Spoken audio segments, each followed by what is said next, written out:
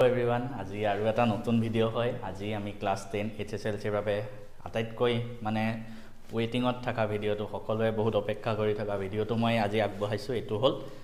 সায়েন্সৰ লং question common. প্ৰথম কথা ভিডিঅ'টো কিয় চাব লাগে মই কৈ লওঁ। ফাৰ্ষ্ট অফ অল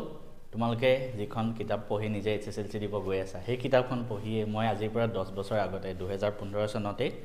99 মাৰ্কছ পাবলৈ সক্ষম হৈছিলোঁ বিজ্ঞান বিষয়ত। তাৰোপৰি মই মেথছত 100, এডভান্স মেথছত 99, ছ'চিয়েলত 97, অসমীয়াত 98 এনেকৈ মাৰ্কছ পাইছিলোঁ। গতিকে মই নিজে জানো কোনখিনি বস্তু পঢ়িলে এক্সামত আহিব পাৰে। তাৰোপৰি পেটাৰ্ণ যিহেতু চেঞ্জ হৈছে, মই কি কৰিছোঁ, যোৱা বছৰৰ প্ৰশ্নখন এনালাইজ কৰিছোঁ, তাৰ আগৰ 5 বছৰৰ প্ৰশ্ন এনালাইজ কৰিছোঁ, তাৰ উপৰি মষ্ট ইম্পৰ্টেণ্ট এইবাৰ টেষ্টত যিমানবিলাক প্ৰশ্ন আহিছিলে প্ৰত্যেকখন ডিষ্ট্ৰিক্ট সেইবিলাক এনালাইজ কৰি এই ভিডিঅ'টো বনাইছোঁ। কমন কুৱেশ্যন বুলি নহয়, ছেম টু ছেম নহ'লেও এটলিষ্ট সেই টপিকটোৰ ওপৰত কুৱেশ্যন আহিব। গতিকে মই টপিকবিলাক ধুনীয়াকৈ কৈ যাম কিতাপখন, কমপ্লিট কিতাপখন। আৰু মষ্ট ইম্পৰ্টেণ্ট ইংলিছ মিডিয়াম অসমীয়া মিডিয়াম দুইখিনিয়ে চাবা, দুইখিনিৰ কাৰণেই মই ক'ম, গোটেইখিনি লাষ্টলৈকে চাবা। এইখিনি অকল লং কুৱেশ্যন 2, 3, 4 মাৰ্কছৰ কাৰণে, বা ইয়াৰ পৰা তুমি MCQ পাব পাৰে এইবিলাক টপিকত।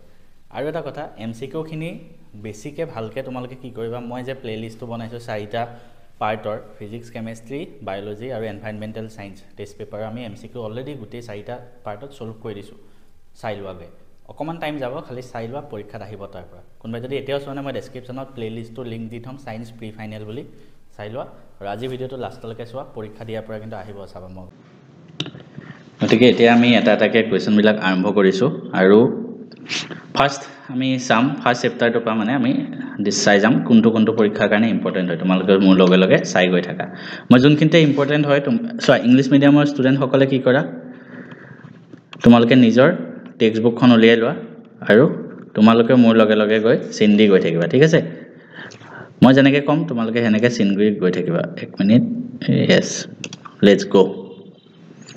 ফাৰ্ষ্ট এটা আছে, এই যোনটো আছে মানে ইয়াৰ পৰা এটা কুৱেশ্যন আহিব পাৰে যে মেগনেছিয়াম ফিটাৰডাল বায়ুত দহনৰ আগত কিয় পৰিষ্কাৰ কৰি ল'ব লাগে, ঠিক আছে। কিয় পৰিষ্কাৰ কৰি ল'ব লাগে সেইটো আমাৰ আহিব পাৰে। এইখিনিৰ পৰা এইখিনিলৈকে আমি তেতিয়া লিখোঁ, ঠিক আছে। মেগনেছিয়াম অক্সাইড বনি যায়, সেইটো কাৰণে আমি পৰিষ্কাৰ কৰি ল'ব লাগে। এইটো ইম্পৰ্টেণ্ট হয়, নোট কৰি ৰাখা। মেগনেছিয়াম ফিটাৰডাল বায়ুত দহনৰ আগতে কিয় পৰিষ্কাৰ কৰি ল'ব লাগে। তাৰপিছত আমি যাওঁ নেক্সটলৈ, আমি য'ত ইম্পৰ্টেণ্ট হয় মই ৰখি যাম। ৰাসায়নিক সমীকৰণ সমতুল কৰা আহিব পাৰে। তো কিতাপত যিকেইটা বেলেঞ্চিং আছে ইকুৱেশ্যন, বেলেঞ্চ ইকুৱেশ্যন, গোটেইকেইটা তোমালোকে চাই যোৱা। কিতাপত যিমান এক্সাৰচাইজ আছে, যিমান যি আছে চব চাই যোৱা। সমতুল কৰাখিনি কিন্তু পৰীক্ষাত আহিব পাৰে। তাৰপিছত আমি যদি চাওঁ, ফাৰ্ষ্ট এইটো কুৱেশ্যন মই যোনটো কৈছিলোঁ, ইংলিছ মিডিয়ামসকলে চোৱা 1.2ৰ ওপৰত যোনটো এক্সাৰচাইজ আছে সেইটো ইম্পৰ্টেণ্ট হয়, সেইটো চাবা। এইটো কুৱেশ্যন আহিলে ৰিয়েকশ্যনো লিখিবা হা, ৰিয়েকশ্যনটো শুদ্ধকৈ লিখিবা। ৰিয়েকশ্যনত ষ্টেট লিখাৰ দৰকাৰ নাই, ষ্টেট নিলিখিলেও হ'ল, খালি ৰিয়েকশ্যনটো। আৰু ৰিয়েকশ্যন লিখোঁতে সদায় বেলেঞ্চিং কৰি লিখিবা। তাৰপিছত সমীকৰণ সমতুল কৰা আহিব পাৰে, গতিকে এইটো চাবা, ইম্পৰ্টেণ্ট। এই গোটেইকেইটা ৰিয়েকশ্যন চাবাই, সমতুল কৰিবলৈ আহিব পাৰে, এইকেইটা ইম্পৰ্টেণ্ট হয়। নেক্সট আমি তলত যাওঁ, ৰাসায়নিক বিক্ৰিয়াৰ প্ৰকাৰ, সংযোজন বিক্ৰিয়া আছে, ঠিক আছে। তো সংযোজন বিক্ৰিয়া কাক বোলে আহিব পাৰে, কম্পজিশ্যন ৰিয়েকশ্যন। ইংলিছ মিডিয়ামৰ কাৰণে মই লিখি দিছোঁ composition reaction,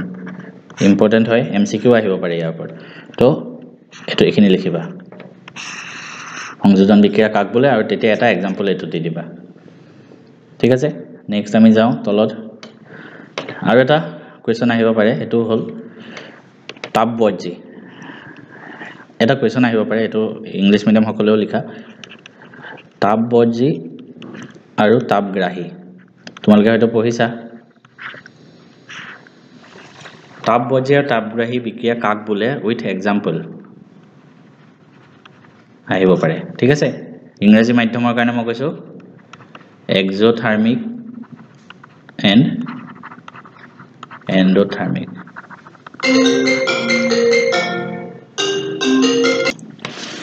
এক্সোথাৰ্মিক and endothermic reaction with example আহিব পাৰে। নেক্সট আহিব পাৰে শ্বসন কিয় এটা তাপবৰ্জি প্ৰক্ৰিয়া, এইটো আহিব পাৰে এইটো question. Why respiration is an exothermic reaction, important আহিব পাৰে। তেতিয়া তুমি এই ৰিয়েকশ্যনটো লিখিব লাগিব, এই ৰিয়েকশ্যনটো গতিকে ইম্পৰ্টেণ্ট হয়, মুখস্থ ৰাখিবা, ঠিক আছে। নেক্সট বিযোজন বিক্ৰিয়া কাক বোলে আহিব পাৰে, ঠিক আছে। বিযোজন বিক্ৰিয়া কাক বোলে সেইটো আহিব পাৰে। এটা মাত্ৰ বিক্ৰিয়ক পদাৰ্থ একাধিক সৰল বিক্ৰিয়াজাত পদাৰ্থলৈ ভাগি গৈছে এটো বিযোজন বিক্ৰিয়া বুলি কোৱা হয় ঠিক আছে মনত ৰাখিবা বিযোজন বিক্ৰিয়া কাক বোলে ডেফিনেশন আহিব পাৰে তো ইয়াৰ ডেফিনেশনটো চাবা উইথ এক্সাম্পল তাৰ পিছত এই ৰিঅ্যাকশনটো আহিব পাৰে চাবা ঠিক আছে এই ৰিঅ্যাকশনটো আইৰন সালফেট উত্তপ্ত কৰিলে কি হয় সো এই এক্টিভিটি কিছুমান আছে ইম্পৰ্টেন্ট তাৰ পৰা হয়তো পৰীক্ষাত কোৱেশ্চন আহিব পাৰে মই এনেকা লাগি আছে তো ফাৰ্স্ট এটো ইম্পৰ্টেন্ট এক্টিভিটি ইয়াত কি চাব লাগিব মই ডাইৰেক্ট কৈ দিছো ফাৰ্স্ট ৰিঅ্যাকশনটো চাবা FeSO4 উত্তপ্ত কৰিছো Fe2O3 SO2 আৰু SO3 ঠিক আছে তাৰপৰি আৰু কি চাবা ফেৰাছ সালফেটৰ যোনটো ৰং সেউজীয়া ৰং হেতু খলনি হৈ যায় হেতু কি ৰং খলনি হৈ যায় সেউজীয়া ৰংটো ফেৰাছ সালফেটৰ গতিকে এটো চাবা বাকি আৰু আমি তলত যাও আৰু এটা ৰিঅ্যাকশন আছে ইম্পৰ্টেন্ট হয় লেড নাইট্ৰেট উত্তপ্ত কৰিলে এই যোনটো আছে 1.5 হেতু তুমি চাবা ইম্পৰ্টেন্ট হয় ইয়াত কি ইম্পৰ্টেন্ট পইণ্ট চাব লাগে ইয়াত আমি কি উত্তপ্ত কৰো ফাৰ্স্ট অফ অল ৰিঅ্যাকশনটো মনত ৰাখিব লাগিব তো ৰিঅ্যাকশনটো মুখস্থ কৰা লেড নাইট্ৰেট উত্তপ্ত কৰিছে লেড অক্সাইড PbO NO2 ওলাইছে আৰু অক্সিজেন ওলাইছে ঠিক আছে পইণ্টটো মনত থাকিব ইয়াৰ পৰা MCQ আহিব পাৰে বা 1 নম্বৰ 2 নম্বৰ আহিব পাৰে এটো কাৰণে মই কৈ আছো তাৰ উপৰি নলিটোৰ পৰা মুগা ধোঁৱা নিৰ্গত হয় এটো পইণ্ট মনত ৰাখিবা এই ধোঁৱাবোৰ কি হয় নাইট্ৰজেন ডাই অক্সাইড মানে NO2 হয় এই ধোঁৱাটো কি হয় বুলি পৰীক্ষাত আহিব পাৰে তো কি লিখিবা তেতিয়া NO2 ঠিক আছে এটা নেক্সটত যাও এখিনি মান চাব লাগে নাই এই ৰিঅ্যাকশনটো ইম্পৰ্টেন্ট হয় এটো কি ৰিঅ্যাকশন হয় ফাৰ্স্ট অফ অল এটো তাপগ্ৰাহী বিক্ৰিয়া ৰিঅ্যাকশন হয় তাৰপৰে এই বিক্ৰিয়াটো কিহত ইউজ কৰা হয় কোলা বগা ফটোগ্ৰাফি ঠিক আছে পৰীক্ষাত এটো আহিব পাৰে কোলা বগা ফটোগ্ৰাফি AgCl ৰ ডিকম্পোজিশন হয় Ag আৰু Cl টো বনিছে সূৰ্যৰ পোহৰত যেতিয়া আমি বগা সিলভাৰ ক্লোৰাইড থৈ দিও এটো মটিয়া ৰং হৈ পৰে ঠিক আছে কিয় হয় এটো পৰীক্ষাত আহিব পাৰে গতিকে এই পইণ্ট কেটা মনত ৰাখিবা তোমালকে তললৈ যাও আৰু অলপ তো তাপগ্ৰাহী আৰু তাপবৰ্জি মই অলপ আগত কলো হেতু আহিব পাৰে বাকি আৰু যদি তলত যাও এটো এটা ইম্পৰ্টেন্ট পইণ্ট এনেকে পৰীক্ষাত আহে লুৰ গজাল এটা যেতিয়া আমি ডুবাই ৰাখো কপাৰ সালফেটত কিয় ৰংটো পৰিৱৰ্তন হয় ঠিক আছে এই ৰিঅ্যাকশনটো মনত ৰাখিবা এই যোনটো আমাৰ এক্সপেৰিমেন্ট আছে ঠিক আছে ইয়াৰ পৰা আমি কি ইম্পৰ্টেন্ট পইণ্ট চাব পাৰো ফাৰ্স্ট অফ অল ৰিঅ্যাকশন কি কৰিছো আমি লোহাটো কপাৰ সালফেটত দিছো তেতিয়া কি হয় ইয়াৰ সালফেটটো ইয়াত আহি যায় আৰু কপাৰটো এক্সট্ৰা হৈ যায় ৰিঅ্যাকশনটো মনত ৰাখিব তাৰ পিছত লুৰ গজাল দুটা ৰং মুগা বৰণ হৈ যায় আৰু কপাৰ সালফেটৰ নীলা ৰং পাতল হৈ পৰে ঠিক আছে কিয় হয় কাৰণ এই ৰিঅ্যাকশনটো হৈ যায় যে এনেকে লিখি দিবা লোহাৰে FeCuSO4 লগত বিক্ৰিয়া কৰি অপহৰণ বিক্ৰিয়া কৰে আৰু FeSO4 বনে ঠিক আছে তো এই মনত ৰাখিবা নেক্সট ডি অপহৰণ ডাবল ডিকম্পোজিশন ৰিঅ্যাকশনৰ এটা উদাহৰণ আহিব পাৰে এক্সাম্পল তাৰ উপৰি এই ৰিঅ্যাকশনটো পৰীক্ষাত আহিব পাৰে সোডিয়াম সালফেট আৰু বেৰিয়াম ক্লোৰাইড দিলে কি হয় তেতিয়া ডি অপহৰণ হয় ক্লোৰিনটো ইয়াত যায় সালফেটটো ইয়াত আহে হেতু ইম্পৰ্টেন্ট ৰিঅ্যাকশন হৈ আহিব পাৰে তাৰ উপৰি এই ৰিঅ্যাকশনটো কি হয় অধ্যক্ষেপণ বিক্ৰিয়া প্ৰেসিপিটেশন ৰিঅ্যাকশন পৰীক্ষাত আহিব পাৰে এটো ইম্পৰ্টেন্ট পইণ্ট প্ৰেসিপিটেশন ৰিঅ্যাকশন কাক বোলে উইথ এক্সাম্পল গতিকে অধ্যক্ষেপ উৎপন্ন হোৱা বিক্ৰিয়াক অধ্যক্ষেপণ বিক্ৰিয়া বোলে উইথ ৰিঅ্যাকশন মনত ৰাখা ঠিক আছে নেক্সট পইণ্টত যাও বাকি এবিলাক চাব নালাগে জাৰণ আৰু বিজাৰণ এটো বস্তু চাবা যেতিয়া আমি এটো ৰিঅ্যাকশন ইম্পৰ্টেন্ট কপাৰ অক্সাইডৰ ওপৰত আমি হাইড্ৰোজেন গ্যাস যেতিয়া পঠাও তেতিয়া কি হয় কপাৰ পাউডাৰ আছে চিনামাটিৰ ঠাল কপাৰ পাউডাৰ পৃষ্ঠভাগ কোলা ৰঙৰ কপাৰ অক্সাইডৰ এখন চামনিৰে আবৃত হৈ পৰে ঠিক আছে মানে কপাৰ এইটো পইণ্টে চাবা এই ৰিঅ্যাকশনটো চালে হল হে কপাৰ অক্সিজেন আছে তাপ বৈ কপাৰ অক্সাইড বনে এটো হয় কোলা ৰঙৰ ঠিক আছে কোলা ৰং কিয় হয় কাৰণ কপাৰৰ লগত অক্সিজেন যোগ হৈ কপাৰ অক্সাইড বনে গতিকে এই ৰিঅ্যাকশনটো ভালকে চাবা আৰু জাৰণ আৰু বিজাৰণ কাক বোলে যদি বিক্ৰিয়াত এটা পদাৰ্থই অক্সিজেন লাভ কৰিলে জাৰিত হয় অক্সিজেন হেৰুৱালে বিজাৰিত হয় ঠিক তেনেকে হাইড্ৰোজেন লাভ কৰে ঠিক আছে এখিনি লাগা এটো চালে হল জাৰণ বিজাৰণ বিক্ৰিয়া কাক বোলে হেতু চাবা নেক্সট আমি ক্ষয় ভৱনটো এই ৰেনচিডিটিটো চাবা দুৰ্গন্ধিতা ৰেনচিডিটি পইণ্টটো ইম্পৰ্টেন্ট চিপছৰ পেকেট বিলাক নাইট্ৰজেনত কিয় ৰখা হয় হেতু আহিব পাৰে চিপছৰ পেকেট বিলাক কিয় নাইট্ৰজেনত ৰখা হয় জাৰণ নঘটিবৰ বাবে নাইট্ৰজেনত ৰখাই থয় ঠিক আছে ঠিক তেনেকে জাৰণ নিগটিবলৈ চৰ্বি আৰু তেলযুক্ত খাদ্যবস্তুত এন্টিঅক্সিডেন্ট থাকে ঠিক আছে গতিকে এই দুটা পইণ্ট মনত ৰাখিবা এৰেঞ্চিডিটিটোৰ পৰা প্ৰশ্ন আহিব পাৰে ইয়াত যেনেকৈ আছে এইটো কুৱেশ্যন লুৰ গজাল এটা ডুবাই ৰাখিলে কিয় ৰংটো পৰিৱৰ্তন ঘটে এইটো ইম্পৰ্টেণ্ট তাৰোপৰি আৰু পাঠৰ পৰা যদি মই প্ৰশ্ন চাম এমচিকিউটো মই অলৰেডি তোমালোকক কৰাইছোৱেই ইয়াত থকা তোমালোকে সমীকৰণ সমতুল কৰাখিনি কৰিবা এইটো ইম্পৰ্টেণ্ট 9 নম্বৰ 10 নম্বৰ শ্বসনক্ৰিয় তাপবৰ্জ্য বিক্ৰিয়া তাৰপিছত আৰু অধক্ষেপণ বিক্ৰিয়া কাক বোলে এটো তাৰপিছত উজ্জ্বল মুগা ৰঙৰ মৌলটো কোলা হৈ পৰিলে x মৌল x মানে হল কপাৰ আৰু উৎপন্ন হোৱা এটো কপাৰ অক্সাইড তেল আৰু চৰ্বিযুক্ত 19 নম্বৰটো অলপ আগত পঢ়ি আহিলো জাৰণৰ পৰা বচাবলে ঠিক আছে এইখিনি চাই লবা বাকি নেক্সট আমি নেক্সট চেপ্টাৰত যাম এতিয়া আমি নেক্সট চেপ্টাৰ নম্বৰ 2 উলিয়াই লোৱা তোমালোকে আৰু মই যে কম তোমালোকে চাই যাবা ঠিক আছে চেপ্টাৰ নম্বৰ আমি 2 তলত গৈ আছো প্ৰথম কথা লিটমাছৰ কথা আহিব পাৰে কি আহিব মই তোমালোকক কৈ আছো হে লিটমাছৰ ইম্পৰ্টেন্ট পইণ্ট যে এচিডে কি কৰে আৰু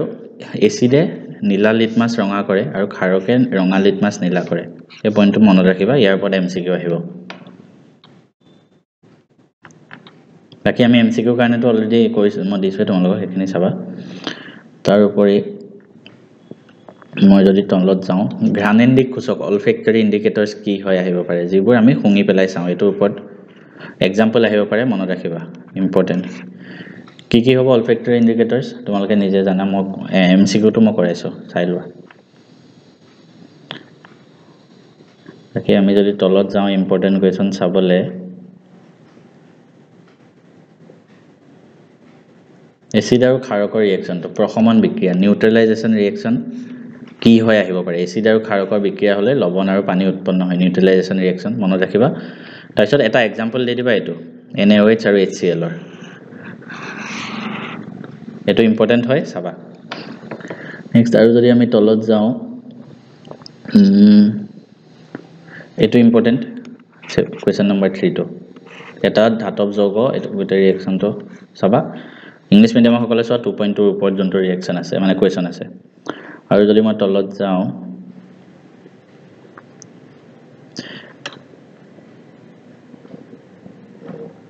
এচিডৰ জলীয় দ্ৰব্যই কিয় বিদ্যুৎ পৰিবহন কৰে পানীৰ অনুপস্থিতিত কিয় নকৰে হেতু কোৱেশ্চন আহিব ঠিক আছে এটো ভালকে চাবা আৰু এচিড আমি পানীত কিয় লাহে লাহে মিলাব লাগে এটো চাবা হে প্ৰথম কথা এচিড এটাৰ জলীয় দ্ৰব্যই কিয় বিদ্যুৎ পৰিবহন কৰে এটো কোৱেশ্চন চাবা নেক্সট এটো আমলিক ধৰ্ম দেখায় এটো নালাগে এটো চাবা তাৰ পিছত এটো কোৱেশ্চন চাবা 4 টো এচিড এটা লঘু কৰোতে আমি এচিড পানীত যোগ কৰিব লাগে পানী এচিডত কিয় নহয় কাৰণ পানী যদি আমি এচিডত যোগ কৰি দিও বিক্ৰিয়াটো বহুত তাপবৰ্জি হয় যাৰ ফলত বিক্ৰিয়াৰ বিকাৰটো ফাটি যাব পাৰে ঠিক আছে মনত ৰাখিব আৰু এচিডৰ জলীয় দ্ৰব্য কিয় পৰিবহন কৰে এচিড এটা আমি যেতিয়া পানীত মিলাই দিও H+ আয়ন গঠিত হয় H3O+ কিন্তু আয়ন হৈ যায় ন পানী তেতিয়া আমাৰ বিদ্যুৎ পৰিবহন কৰিব পাৰে নেক্সট pH স্কেলটো ভালকে চাবা pH মই একেবাৰতে কৈ দিছো pH স্কেলত 1/14 লৈ থাকে মাজত থাকে 7 মানে নিউট্ৰেল 7 এফালে যিমান কম আহিব হিমান এচিড হয় আৰু যিমান বেছি হয় হিমান বেস হয় ক্ষাৰ হয় ঠিক আছে এখিনি ভালকে চাবা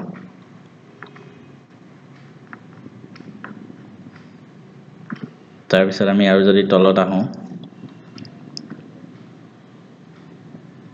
বৰষুণৰ পানীৰ মান কিমানতকে কম হলে এচিড বৰষুণ পোৱা হয় এটো মনত ৰাখিবা 5.6 ইম্পৰ্টেন্ট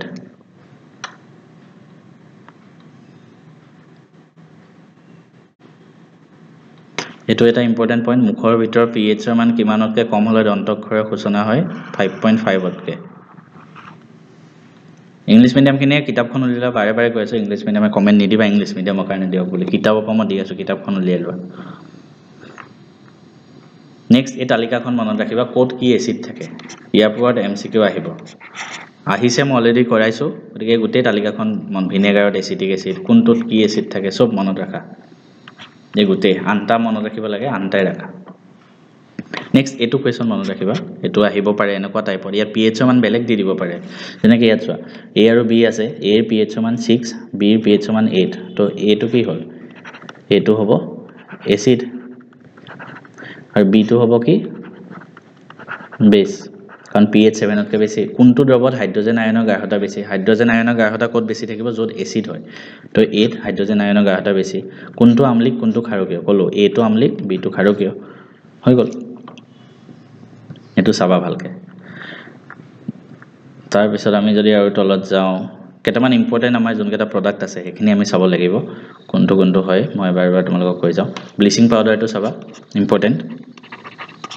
ব্লিচিং পাউডাৰ সংকেতটো খুটে ক্যালসিয়াম অক্সিক্লোৰাইড ঠিক আছে কেনেকৈ বনাই হেতু খুদিব পাৰে ব্লিচিং পাউডাৰ ব্যৱহাৰ খুদিব পাৰে নেক্সট বেকিং সোডাটো চাবা মোস্ট ইম্পৰ্টেন্ট বেকিং সোডা ৰাসায়নিক সংকেত খুদিব পাৰে সোডিয়াম হাইড্ৰোজেন কাৰ্বনেট কোড ব্যৱহাৰ কৰা হয় ব্যৱহাৰ কৰা কেটা চাবা সোডা এসিড অগ্নি নিৰ্বাপন যন্ত্ৰত ব্যৱহাৰ কৰে এটোৰ ওপৰত এমসিকিউ আহিব পাৰে ঠিক আছে গতিকে এটো ভালকে চাবা অগ্নি নিৰ্বাপন যন্ত্ৰ ফায়াৰ এক্সটিংগুইজাৰত কি ব্যৱহাৰ কৰা হয় NaHCO3 বেকিং সোডা তাৰ পিছত আমি চাম কাপোৰ ধোৱা সোডা কোড ব্যৱহাৰ কৰা হয় পানীৰ স্থায়ী কঠিনতা দূৰ কৰিবলৈ কি ব্যৱহাৰ কৰা হয় বুলি প্ৰশ্ন আহিব পাৰে ইম্পৰ্টেন্ট হয় চাবা কি ব্যৱহাৰ কৰা হয় কাপোৰ ধোৱা সোডা ঠিক আছে নেক্সট চাম আমি এটা ইম্পৰ্টেন্ট পইণ্ট হেতু পৰীক্ষাত আহিব পাৰে যে স্ফটিকাবদ্ধ জল কি ওয়াটাৰ ক্ৰাইষ্টেলাইজেশন কি হয় ডেফিনেশনটো লিখিবা তাৰ উপৰি ইয়াৰ ওপৰত এক্সাম্পলও আহিব পাৰে দুটা এক্সাম্পল দিবা এটা হল কপাৰ সালফেট 5H2O থাকে আৰু এটো হল Na2CO3.10H2 দুটা এক্সাম্পল দিব আহিব পাৰে গতিকে এটো ভালকে চাবা জিপসামৰ ৰাসায়নিক সংকেত আহিব পাৰে জিপসাম এটো এটা এক্সাম্পল স্ফটিকাবদ্ধ জলৰ CaSO4.2H2 ঠিক আছে নেক্সট প্লাষ্টাৰ অফ পেৰিছ এই গুটেটো ইম্পৰ্টেন্ট ভালকে তোমালকে চাবা প্লাষ্টাৰ অফ পেৰিছ কেনেকৈ উৎপন্ন কৰা হয় এটো আহিব পাৰে প্লাষ্টাৰ অফ পেৰিছৰ সংকেত কি হেতু আহিব পাৰে CaSO4.2H2O তাৰপৰি প্লাষ্টাৰ অফ পেৰিছ আমি কিয় মুকলিকে নাৰাখো প্লাষ্টাৰ অফ পেৰিছৰ লগত পানীৰ বিক্ৰিয়াটো আহিব পাৰে তো সেই পানীৰ বিক্ৰিয়াটো এটো চাবা প্লাষ্টাৰ অফ পেৰিছৰ লগত পানীৰ বিক্ৰিয়াটো আহিব পাৰে important plaster of Paris CaSO4.2H2O plus 1.5H2O থাকে হেতু বনি আকৌ জিপসাম বনি যায় মানে হেতু কাৰণে আমি পানীৰ লগত মিলাই নাৰাখো মানে ঠিক আছে তো প্ৰশ্নাৱলীৰ পৰা এটো ইম্পৰ্টেন্ট ব্লিচিং পাউডাৰ কঠিন পানী কোমল কৰিব পাৰে নে কি উলিওৱা হয় এটো বা এটো 5 টো প্লাষ্টাৰ পেৰিছ আৰু পানীৰ মাজত বিক্ৰিয়াটো একেটা বস্তু ভালকে চাবা আমি মেইন কোৱেশ্চনত যাওঁ যদি MCQ টো মই অলৰেডি কৰাইছো MCQ খুনিটো চাবাই এটো প্ৰশ্ন চাবা পানীৰ অনুপস্থিতিত এচিডে কিয় এচিড ধৰ্ম প্ৰদৰ্শন নকৰে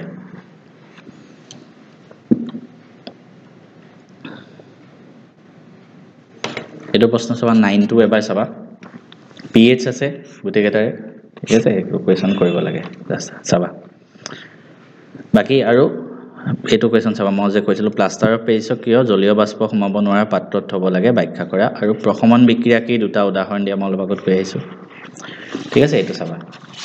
একেটা কোৱেশ্চনে চাবা আমি তাৰ পিছত নেক্সট চেপ্টাৰ যাম নেক্সট চেপ্টাৰ যাম কিন্তু তাৰ আগতে মই এবাৰ চাই লওঁ এই চেপ্টাৰটো আৰু কিবা থাকিল নেকি নেক্সট আমি ধাতু আৰু অধাতু পাঠটোত গৈ আছো ঠিক আছে তো ধাতু আৰু অধাতু পাঠটোত যদি মই চাওঁ আমি পইণ্ট ওয়াইজ চাম আটাইতকৈ সহজলভ্য ধাতু কেটা কি এটো ইম্পৰ্টেন্ট এমসিকিউ আহিব পাৰে মেগনেছিয়াম সোডিয়াম লিড জিংক মনত ৰাখিবা ধাতুৰ ঘাত সহনীয়তা কাক বোলে ধাতুৰে পাতল কৰিব পৰাটো ঘাত সহনীয়তা বোলে আৰু আটাইতকৈ ঘাত সহনশীল ধাতু কি সোণ আৰু ৰূপ এটো পইণ্ট চাবা আটাইতকৈ নমনীয় ধাতু কি সোণ গোল্ড ডাক্টিলিটি কাক বোলে নমনীয়তা ইংলিশ মিডিয়াম খিনে চোৱা ডাক্টিলিটি ঠিক আছে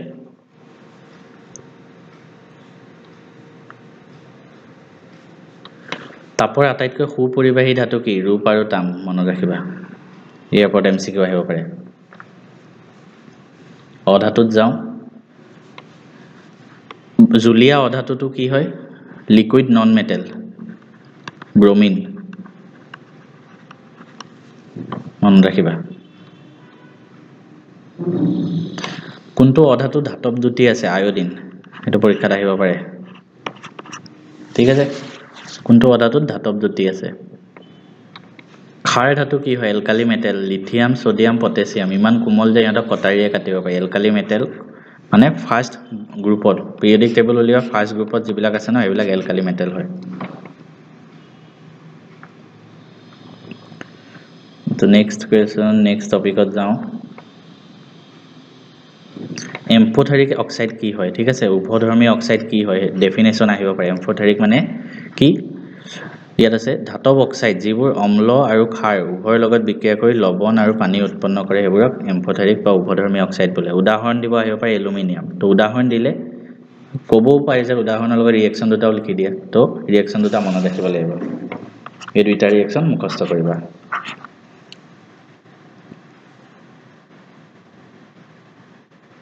নেক্সট আমি যাওঁ তললে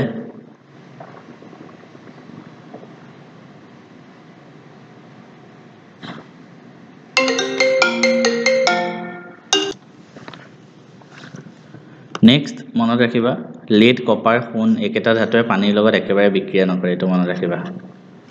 তাৰপিছত উতলা পানীৰ বাষ্পৰ লগত এলুমিনিয়াম আৰু আইৰণৰ যোনটা বিক্ৰিয়া ইম্পৰ্টেন্ট মনত ৰাখিবা একেটা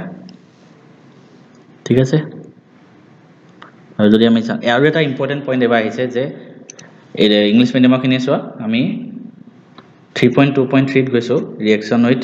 এসিড আৰু মেটেলৰ তাত এটা কোৱেশ্চন আহিছে যে HNO3 আৰু মই এটো পইণ্ট ভুল হৈছিল MCQ টো মই গৈছো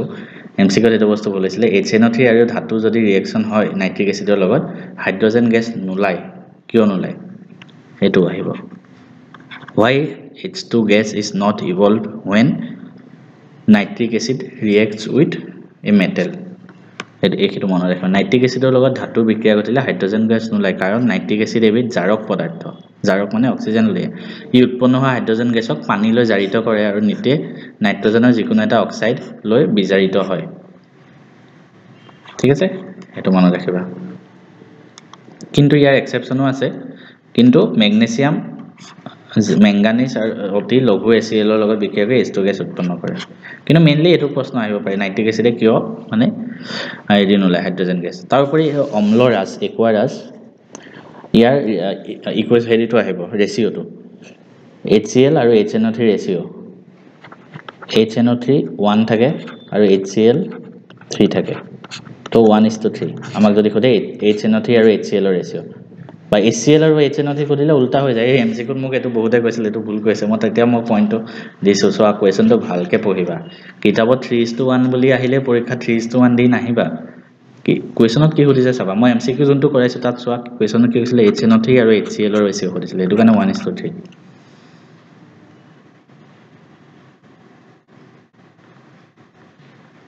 আৰু সোণ আৰু প্লেটিনাম দ্ৰবীভূত কৰে কোনে এটো আহিছিল MCQ ত অম্লৰাজে নেক্সট কোৱেশ্চনত যাও আমি আৰু কি আহিব পাৰে মোস্ট ইম্পৰ্টেন্ট ৰিএক্টিভিটি সিৰিজ মোস্ট ইম্পৰ্টেন্ট ইয়াৰ ওপৰত MCQ আহিব চাবা ৰিএক্টিভিটি সিৰিজখন মুখস্থ ৰাখা ইয়াৰ পৰা চাবা প্ৰশ্নাৱলী ঠিক আছে এটো মানে ইংলিশ মিডিয়ামখিনি চোৱা 3.3 পুৰা ওপৰখিনি চোৱা সোডিয়াম ধাতু কিয় কেৰাসিন তেলত ডুবাই ৰাখা হয় ইম্পৰ্টেন্ট জলীয় বাষ্পৰ লগত আইৰণৰ বিক্ৰিয়া ইম্পৰ্টেন্ট তাৰ পিছত আইৰনে লঘু H2SO4 ৰ লগত বিক্ৰিয়াটোৰ সমীকৰণ এটো ইম্পৰ্টেন্ট তাৰ পিছত জিংক আৰু আইৰন সালফেটৰ ৰিঅ্যাকশনটো আহিছিল সাগে yes 2000 দুবাৰ আহিছে এটো ইম্পৰ্টেন্ট হয় হা এটো দুবাৰ আহিছে HSLC 2018 আৰু 22 এটো চাবা এটো কোৱেশ্চন চাবা নেক্সট আমি তলত যদি যাও মোস্ট ইম্পৰ্টেন্ট এনেকুৱা প্ৰশ্ন আহিব মই তোমালোকক দেখাই আছো ইলেক্ট্ৰন ট্ৰান্সফাৰ মেথড দি মানে যৌগ গঠন কৰিব দিয়ে যেনেকৈ ইয়াত NaCl আছে সো আমি কেনেকৈ কৰো Na তো লিখিছো ফাৰ্স্ট কেনেকৈ কৰিছো মই দেখাই আছো মই নিজে কৰি দেখাম টেস্ট পেপাৰত আহা কেটামান প্ৰশ্ন এতিয়া Na টো কেনেকৈ লিখিছে তাৰপিছত Cl টো কেনেকৈ লিখিছে চোৱা Cl আছে তাৰ লগত এটা ইলেক্ট্ৰন যোগ হ'ব তেতিয়া Cl মাইনাস হৈ যাব তো এই ইলেক্ট্ৰনটো ইয়াত দি দিছে Na প্লাস Cl মাইনাস হৈ NaCl বনি গৈছে এনেকুৱা আহিব পাৰে তো আমি চাওঁ আহা কেনেকৈ কৰিম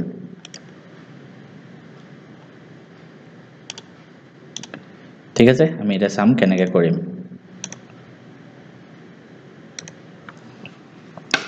ফাৰ্স্ট আমাৰ তিনটা মই কৰাম যোনকেইটা টেষ্ট পেপাৰ আৰু আগতে আহিছে প্ৰথমটো হ'ল NaCl আমি কি লিখিম Na কিমান 2.8.1 Na টো কি বনিব লাগিব Na প্লাস আৰু এটা ইলেক্ট্ৰন উলিয়াব লাগিব আৰু ক্লোৰিন যে আছে ক্লোৰিনে এটা ইলেক্ট্ৰন ল'ব লাগিব ক্লোৰিনৰ 2.8.7 তো ক্লোৰিন মাইনাস বনি যায় ঠিক আছে ইলেক্ট্ৰন কেটাও দিয়া আছে তো এটা Na প্লাস বনি গলে ইয়াৰ পৰা এটা ইলেক্ট্ৰন গতি গল 2.8 হৈ গল Cl মাইনাস মানে ইয়াত এটা ইলেক্ট্ৰন আহি গল হল এটা আমি বস্তুটো দেখাম ধুনিয়াকে Na আছে ধৰা ইয়াত বাহিৰৰ কক্ষত ইলেক্ট্ৰন কেটা আছে এটা হেতু এনেকে ডট দিলো প্লাস Cl আছে Cl ৰ বাহিৰৰ কক্ষত 7টা ইলেক্ট্ৰন আছে এনেকে দিলো ধৰা 2 3 4 5 6 7 আৰু ইয়াৰ পৰা এটা ইলেক্ট্ৰন ইয়াত দি দিব তো প্লাস বনি কি হৈ যাব তেতিয়া NaCl ডাইৰেক্ট লিখি দিলে হল এনেকে এটা ইলেক্ট্ৰন ইয়াত দি দিছে তো NaCl বনি গল বা তোমালোকে এনেকে লিখিব পাৰা Na প্লাস Cl মাইনাস তাৰ মানে NaCl এনেকে লিখি দিলে হল নেক্সট আৰু এটা দিছে পৰীক্ষাত হেতু হল Na2O এটো কৰিম তো এটো আমি কেনেকৈ কৰিম ফার্স্ট আমি সোডিয়ামটো লিখিম সোডিয়াম দুটা থাকিব তো সোডিয়াম 2.8.7 ইলেক্ট্ৰন এটা এৰিব লাগিব মানে সৰি 2.8.1 কি লিখিছো ইলেক্ট্ৰন এটা এৰিব লাগিব Na প্লাস এটা ইলেক্ট্ৰন এৰিব আৰু অক্সিজেনৰ হল 2.6 আন্ত ঠিক আছে তো অক্সিজেনে ইলেক্ট্ৰনটো ল'ব লাগিব তো অক্সিজেনে দুটা ইলেক্ট্ৰন ল'ব ন 2.6 আছে তো এটা কি হ'ব O2 মাইনাস হ'ব 2.8 বনি যাব এটা অক্সিজেন নয় দুটা ইলেক্ট্ৰন ল'ব তো Na দুটাই লাগিব ইলেক্ট্ৰন তো আমি কেনেকৈ লিখিম তলত সোডিয়ামত এটা ইলেক্ট্ৰন ইয়াত আছে আৰু এটা সোডিয়াম ধৰা এটা ইলেক্ট্ৰন ইয়াত আছে প্লাস অক্সিজেনত বাহিৰৰ কক্ষত 6টা ইলেক্ট্ৰন আছে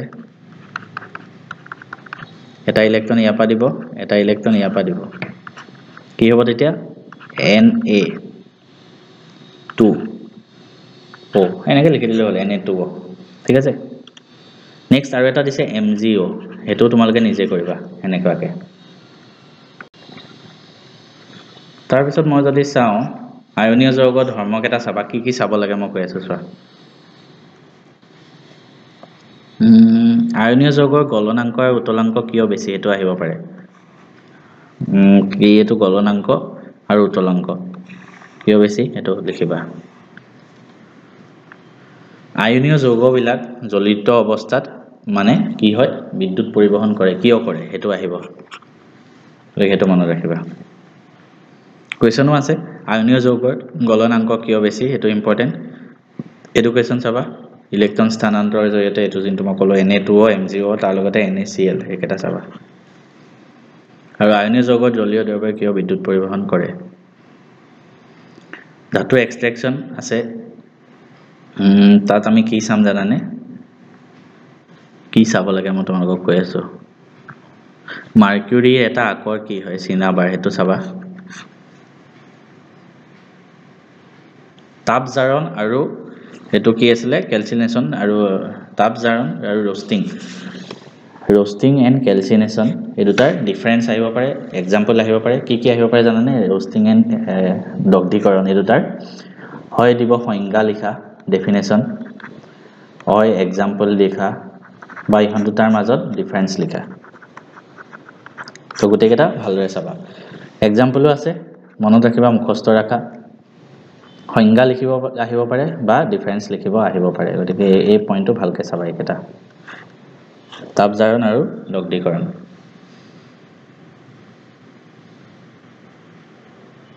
তাৰপিছত আমি যদি আৰু তলত যাওঁ বিদ্যুৎ পৰিশোধন পদ্ধতিটো চাবা ইলেক্ট্ৰোলাইটিক ৰিফাইনিং এই গোটেইখিনি চাবা এইখিনি লাগে গোটেইখিনি ইম্পৰ্টেণ্ট হয়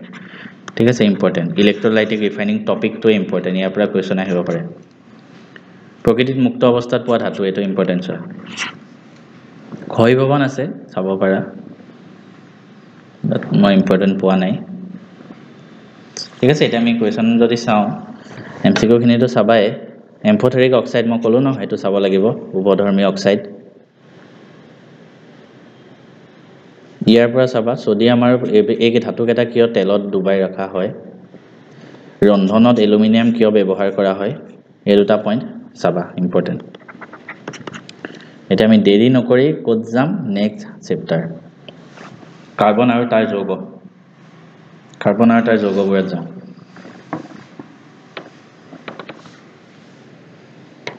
কাৰ্বন আৰু তাৰ যৌগত আমি যদি যাওঁ কি ইম্পৰ্টেণ্ট হয় আমি হেতু চাম ঠিক আছে তলত গৈ আছো কিবা ইম্পৰ্টেণ্ট পালে মই ৰখাই দিম ইলেক্ট্ৰন ডট ষ্ট্ৰাকচাৰ আহিব পাৰে চাবা ভালকে এনেকুৱা ইলেক্ট্ৰন ডট ষ্ট্ৰাকচাৰ বিলাক চাবা হে অক্সিজেনৰ ইলেক্ট্ৰন ডট ষ্ট্ৰাকচাৰ মানে কি সৰি এইটো যোনটো বনাইছে ন ষ্ট্ৰাকচাৰটো এনেকুৱা একেটা চাবা ভালকে এমোনিয়াটো চাবা ইম্পৰ্টেণ্ট একেটা কাৰ্বনৰ সৰলতম যৌগ কি হেতু হল মিথেন হেতু কোৱেশ্চন আহিব পাৰে আটাইতকৈ মানে সৰলতম যৌগ হল মিথেন কাৰ্বনৰ যৌগবিলাক গলনাংক উতলাংক কম কিয় হেতু আহিব পাৰে মেটালিক পইণ্ট আৰু মেল্টিং পইণ্ট আৰু যোনটো উতলাংক এটা কম কিয় হেতু আহিব পাৰে নেক্সট যদি আমি চাওঁ এটো মই ইম্পৰ্টেণ্ট কাৰ্বন ডাই অক্সাইডৰ ইলেক্ট্ৰন বিন্দু গঠন কেটা চাবা ইম্পৰ্টেণ্ট হয় ঠিক আছে ইয়াতো আহিছে পৰীক্ষাটো আহিছে মানে টেষ্ট পেপাৰটো আহিছে নেক্সট আমি যদি চাওঁ কাৰ্বনৰ বহুৰূপ চাবা মানে কি আছে মানে ইম্পৰ্টেণ্ট কেটা মই কৈ আছো কেটিনেশন প্ৰপাৰ্টিটো চাবা কেটিনেশন কাক বলে কাৰ্বনে নিজৰ মাজতে যে বিভিন্ন বান্ধনী সৃষ্টি কৰিব পাৰে হেতু কেটিনেশন তে সংপৃক্ত আৰু অসংপৃক্ত যৌগ এটা বান্ধনী থাকিলে সংপৃক্ত হেতু চাবা ইম্পৰ্টেণ্ট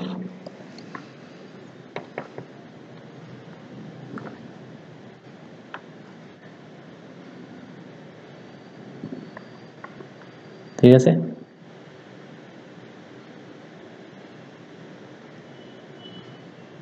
নেক্সট যদি আমি আৰু তলত যাওঁ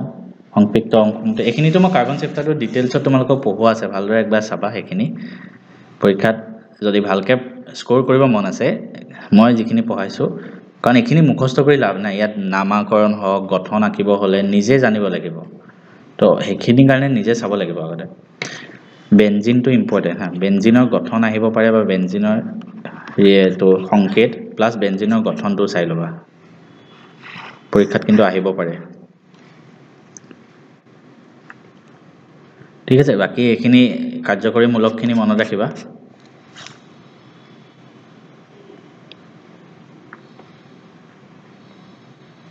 এটা সমগণীয় শ্ৰেণীৰ মাজত কিমান ডিফাৰেন্স থাকে CH2 মূলকৰ ডিফাৰেন্স থাকে এটো মনত ৰাখিবা কাৰ্বন যৌগৰ নামাকৰণটো মই ধুনিয়াকে ডিটেইলছত পঢ়াইছো কাৰ্বনৰ কোন দুটা ধৰ্মৰ বাবে আমি বহুত যৌগ পাওঁ ইম্পৰ্টেন্ট সাইক্লোপেন্টেনৰ সংকেত আৰু ইলেক্ট্ৰন বিন্দু গঠন ইম্পৰ্টেন্ট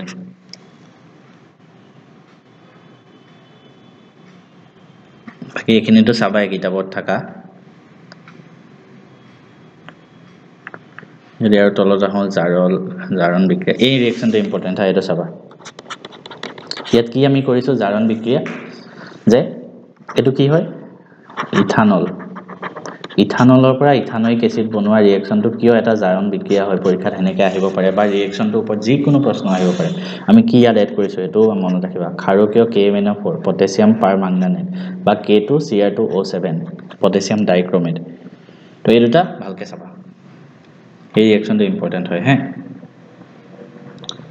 যোগাত্মক বিক্ৰিয়াত আমি কি অনুঘটক দিও এডিশন ৰিঅ্যাকশন মানে আমি অসংপৃক্ত যৌগৰ পৰা সংপৃক্ত বনাই আছো পেলেডিয়াম মানে PD বা নিকেল Ni একেটা আমি কেটালিস্ট দিও ঠিক আছে তো এই যোগাত্মক বিক্ৰিয়াটো মনত ৰাখিবা এইখিনি চালে হ'ল বাকি আৰু মই যদি চাওঁ আৰু কিবা ৰিঅ্যাকশন আছে যদি চাই আছো ইথানলে H2SO4 লগত বিক্ৰিয়া কৰি কি উৎপন্ন কৰে এটো মনত ৰাখিবা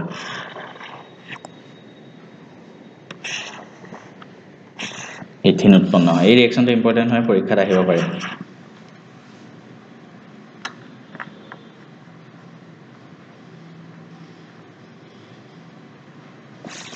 এস্টাৰিফিকেশন ৰিঅ্যাকশনটো আহিব পাৰে এস্টাৰিভৱন ৰিঅ্যাকশন ইম্পৰ্টেন্ট কি হয় চাবা তাৰপৰি ৰিঅ্যাকশনটো চাবা ইম্পৰ্টেন্ট হয় এস্টাৰৰ যোনটো ফৰ্মুলা ওতে ৰিঅ্যাকশনটো মুখস্থ ৰাখিবা তাৰপৰি সাবনি ভৱন বিক্ৰিয়া কি হয় এটো আহিব পাৰে সোডিয়াম হাইড্ৰক্সাইডৰ লগত এটা বিক্ৰিয়া ঘটিলে এস্টাৰ পুনৰ এলকহল আৰু কাৰ্বক্সিলিক এসিডৰ সোডিয়াম লৱণলৈ ৰূপান্তৰিত হয় এই বিক্ৰিয়াক সাবনি ভৱন ৰিঅ্যাকশন বুলি জনা যায় এটো ইম্পৰ্টেন্ট মানে গোটে টপিকটো ইম্পৰ্টেন্ট এই ৰিঅ্যাকশনটো লিখি দিবা তেতিয়া সাবনি ভৱন আহিলে এটো ৰিঅ্যাকশন লিখি দিবা সাবুনৰ মলি আতৰোৱা প্ৰক্ৰিয়াটো ব্যাখ্যা কৰা এটো আহিব ইম্পৰ্টেন্ট সাবুনৰ মলি আতৰোৱা প্ৰক্ৰিয়া ঠিক আছে এখিনি আছিল মই যদি তলত আৰু আহো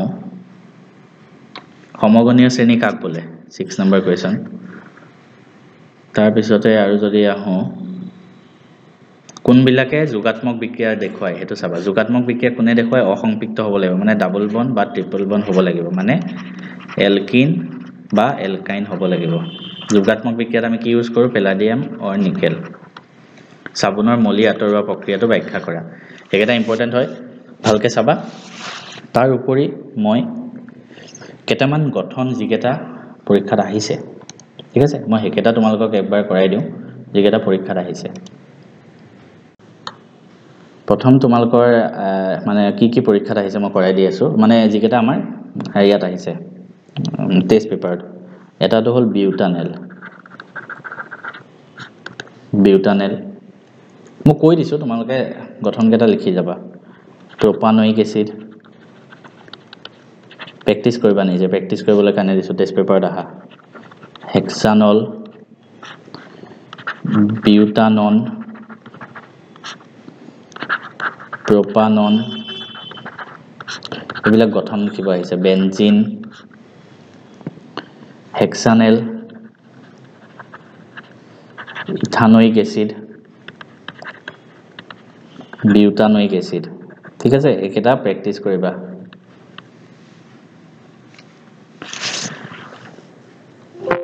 এতিয়া আমি আকৌ এবাৰ যাও আমাৰ কোৱেশ্চনত মৌলৰ পৰ্যাবৃত্ত তালিকা এৰিয়াৰ পৰা কোৱেশ্চন আহিব পৰীক্ষাত আমি প্ৰেক্টিস কৰিম ধুনিয়াকে প্ৰিভিয়াস ইয়াৰ কোৱেশ্চন তাৰ উপৰি আমি কি চাব লাগে হেখিনি চাও তলত যদি যাও মই ডোবেৰেনাৰ ট্ৰায়াড আহিব পাৰে কিন্তু মই কি আহিব মই তোমালোকক কৈছো প্ৰথমটো আহিব পাৰে মই কোৱেশ্চনত যদি চাও অষ্টক সূত্ৰটো কোনটো মৌললৈকে আছিল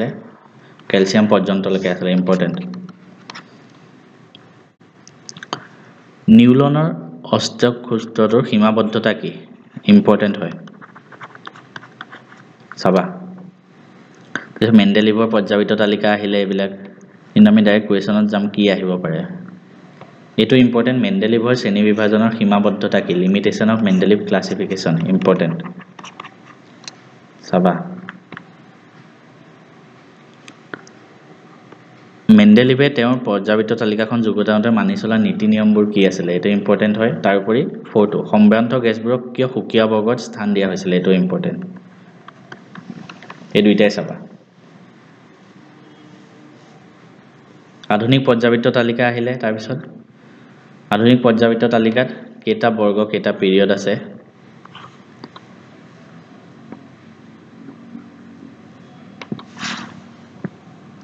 তাৰ উপৰি আমি যদি চাও আধুনিক পৰ্যাবৃত্ত তালিকাত পাৰমাণবিক আকাৰ কিদৰে সলনি হয় মই ধুনিয়াকে ডিটেইলছত বুজোৱা আছে এইখিনি বস্তু তোমালোকে যদি চাব বিচাৰা গুটেকেটা চেপ্টাৰ বুজোৱা আছে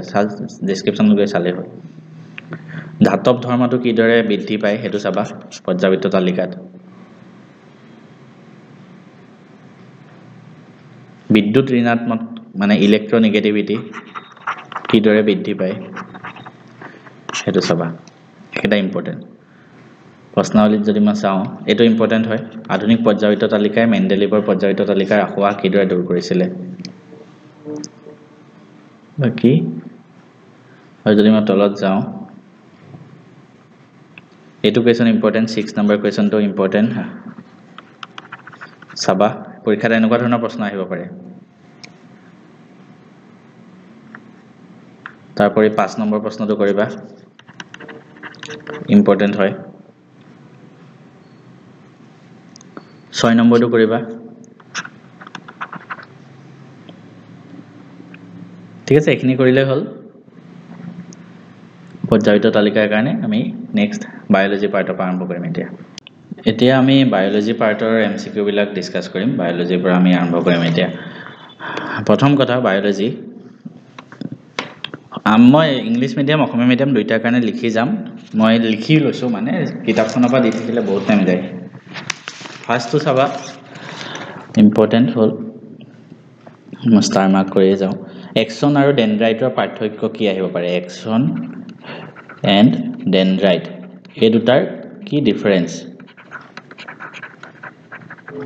হেতু আহিব পাৰে ঠিক আছে সেকেন্ড টু লিখিবা হিমোগ্লোবিনৰ কম হলে কি হয় মানে শৰীৰত হিমোগ্লোবিন ডেফিচিয়েন্সি হলে হিমোগ্লোবিন কম হলে কি হয় শৰীৰত মই স্পেলিং ভুল হ'ব পাৰে ইংলিশত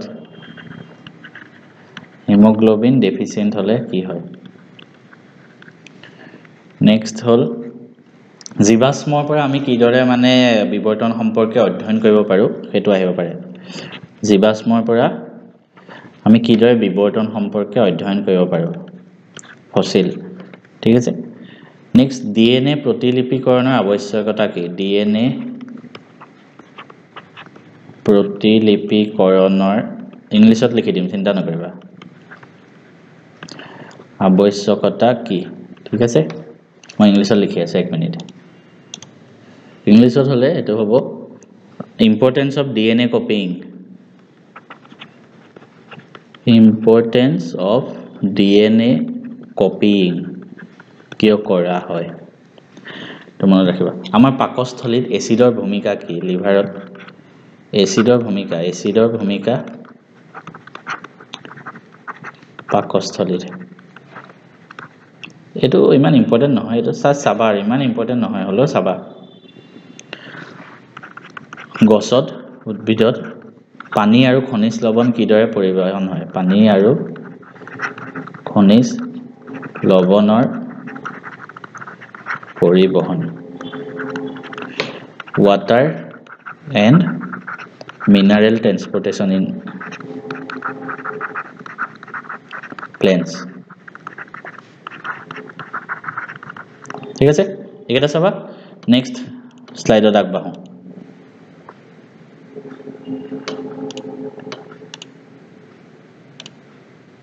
আমি নেক্সট স্লাইডত আগবাঢ়িম নেক্সট এড্ৰিনালিন হৰমনৰ বিষয়ে চাবা এড্ৰিনালিন হৰমন কি হয় আৰু ইয়াৰ কাম কি এটা ইম্পৰ্টেন্ট পইণ্ট চাবা তাৰ পিছত ফুলৰ ছবিটো চাবা ফুলৰ ছবি কেটা মই এক্সট্ৰাকে দি আছো অলপ পিছত মই এক্সট্ৰাকে নোট কৰি যাম প্ৰথমটো হল ফুলৰ ছবি কেটা মই এক্সট্ৰাকে দেখাই দি আছো ফুলৰ ছবি ৰিফ্লেক্স আৰ্কাইটা সিৰিজটো মানে এটো এমসিকিউ আমাৰ বহুত আহিছে মই দেখাইছিলো প্ৰতিধ্বনৰ জন্তু কোনটো সিকোয়েন্সত হয় প্ৰতিধ্বন ৰিফ্লেক্স আৰ্ক আৰু এটা ইম্পৰ্টেন্ট পইণ্ট এখিতে মই কৈ থওঁ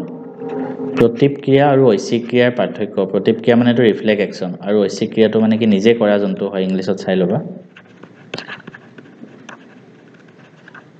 ঐচ্ছিক ক্ৰিয়াৰ ডিফাৰেন্স জন্তু পাৰ্থক্য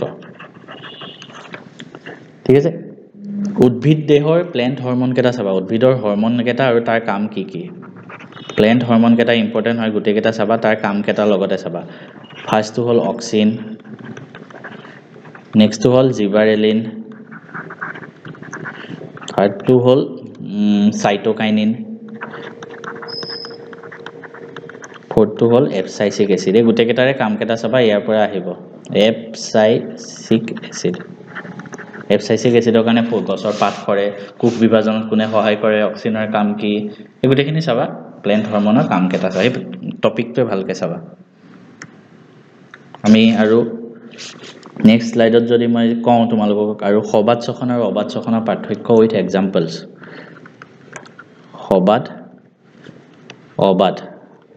শ্বসন ডাইৰেক্ট লিখি দিছোঁ। ইয়াৰ হয় ডেফিনেশ্যন আহিব পাৰে, ডিফাৰেঞ্চ আহিব পাৰে, হয় এক্সাম্পল আহিব পাৰে। ঠিক আছে, সবাদ অবাদ শ্বসন মানে এৰবিক আৰু এনএৰবিক যোনটো ৰেছপিৰেশ্যন, এৰবিক ৰেছপিৰেশ্যন অৰ এনএৰবিক মানে য'ত বায়ু নাথাকে। গোটেইকেইটা চলনৰ উদাহৰণৰ লগত চাবা কি কি চলন আছিলে। এটা হ'ল ফটোট্ৰপিজিম, ডেফিনেশ্যন উইথ এক্সাম্পল চাবা। ফটোট্ৰপিজিম, কেম'ট্ৰপিজিম, তাৰপিছত জিঅ'ট্ৰপিজিম আৰু হাইড্ৰট্ৰপিজিম। এইকেইটা ডেফিনেশ্যন চাবা, এক্সাম্পল চাবা। ঠিক আছে, নেক্সট আমি আৰু দেখাওঁ আংগিক বিস্তাৰণ কি আৰু ইয়াৰ সুবিধাসমূহ কি, সেইটো আহিব পাৰে। আংগিক বিস্তাৰণ ইংলিছত হ'লে ভেজিটেটিভ প্ৰপাগেশ্যন। ইয়াৰ ডেফিনেশ্যন আহিব পাৰে বা ইয়াৰ লাভ কি কি হয়, প্ৰফিট। ইংলিছত একজেক্ট টাৰ্মটো মোৰ মনত অহা নাই, লাভ কি কি হয় মানে। ঠিক আছে, সেইটো চাবা। তাৰপিছত মষ্ট ইম্পৰ্টেণ্ট, মানুহৰ দেশত মানুহৰ সন্তানৰ লিংগ নিৰ্ধাৰণ কিদৰে হয়। মানুহৰ সন্তানৰ লিংগ নিৰ্ধাৰণ, how sex of a human child determined. XY chromosome যে ক্ৰম'জমৰ পৰা আহিছিলে, সেইটো XX আৰু XY আহে ন, সেইটো বস্তু কেনেকৈ আহে মানে সেইটো ইম্পৰ্টেণ্ট হয়। ইয়াৰ ওপৰত, এই টপিকটোৰ ওপৰত কুৱেশ্যন আহিব পাৰে। নেক্সট, লসিকা কি আৰু ইয়াৰ কাৰ্য। লসিকা ইংলিছত কোৱা হয় LYMPH। লসিকা কি হয় আৰু ইয়াৰ কাম কি হয়, সেইকেইটা আহিব পাৰে, চাবা ভালকৈ। নেক্সট যদি মই টপিক কওঁ, এটা ইম্পৰ্টেণ্ট হ'ল নতুন প্ৰজাতিৰ সৃষ্টিত অৰিহণা যোগোৱা কাৰক কেইটা। নতুন প্ৰজাতিৰ সৃষ্টিত অৰিহণা যোগোৱা কাৰক কি কি হয়, গোটেইকেইটা লিখিব পাৰে। ইংলিছত মই লিখি দিছোঁ। ইংলিছত আমি এনেকৈ লিখিব পাৰোঁ, what factors could lead to the ৰাইজ অফ নিউ স্পেচিছ। ঠিক আছে, সেইটো লিখিবা। তাৰপিছত আমি আৰু কি কুৱেশ্যন আহিব পাৰে আমি একবাৰ চাই লওঁ। সেইটো হ'ল নেক্সট কুৱেশ্যন, এইটো আহিব পাৰে যে নিষেচন নহ'লে ডিম্বকোষৰ কি হয়। নিষেচন নহ'লে ডিম্বকোষৰ কি হয়, ইংলিছত লিখিলে কি হ'ব, এইটো আমি এনেকৈ লিখিব পাৰোঁ, what happen when the egg is not fertilized. What happens when the egg is not fertilized। ঠিক আছে, এইটো মনত চাবা, সেইটো কুৱেশ্যন চাবা। নেক্সট মই চাওঁ প্লেচেণ্টা কি আৰু ইয়াৰ কাৰ্য। কুৱেশ্যনটো আহিব পাৰে প্লেচেণ্টা, অমৰা বা প্লেচেণ্টা কি বুলি আহে ন, আৰু ইয়াৰ কাম কি, সেইটো আহিব পাৰে। তাৰপিছত মই যদি নেক্সট স্লাইডত আৰু দেখাব যাওঁ, পাতৰ ছবিটো চাবা। তাৰপিছত আৰু ইম্পৰ্টেণ্ট কুৱেশ্যন কি হ'ল, মই তোমালোকক কৈ আছোঁ দ্বি বিভাজন আৰু বহু বিভাজনৰ পাৰ্থক্য আহিব পাৰে। দ্বি বিভাজন, বহু বিভাজন ইংলিছত হ'লে binary and multiple fission. Binary আৰু মাল্টিপল ফিছন, ইহঁতৰ ডিফাৰেঞ্চ আহিব পাৰে বা এক্সাম্পল লিখিব আহিব পাৰে। তো এইকেইটা ভালকৈ চাবা তাৰ উপৰি চাবা এটা স্নায়ু প্ৰেৰণা এটা কেনেকৈ প্ৰবাহিত হয় এটা অংশৰ পৰা এটা অংশলৈ স্নায়ু প্ৰেৰণা কিদৰে প্ৰবাহিত হয় ইংলিছত ক'লে নাৰ্ভ ইম্পালছ হাউ নাৰ্ভ ইম্পালছ ট্ৰেভেলছ মানে এইটোৱে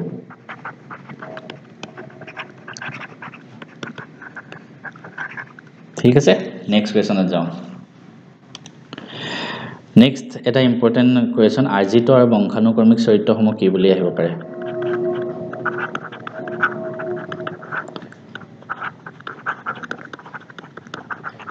বংশানুক্ৰমিক চৰিত্ৰ কি হয় ব্যাখ্যা কৰিব আহিব পাৰে ইংলিছত হ'লে acquired and inherited traits acquired and inherited traits কি হয় ঠিক আছে ইয়াৰ পৰা আৰু এটা প্ৰশ্ন বনিব পাৰে যে আৰ্জিত চৰিত্ৰবিলাক কিয় সতি সন্ততিলৈ নাযায়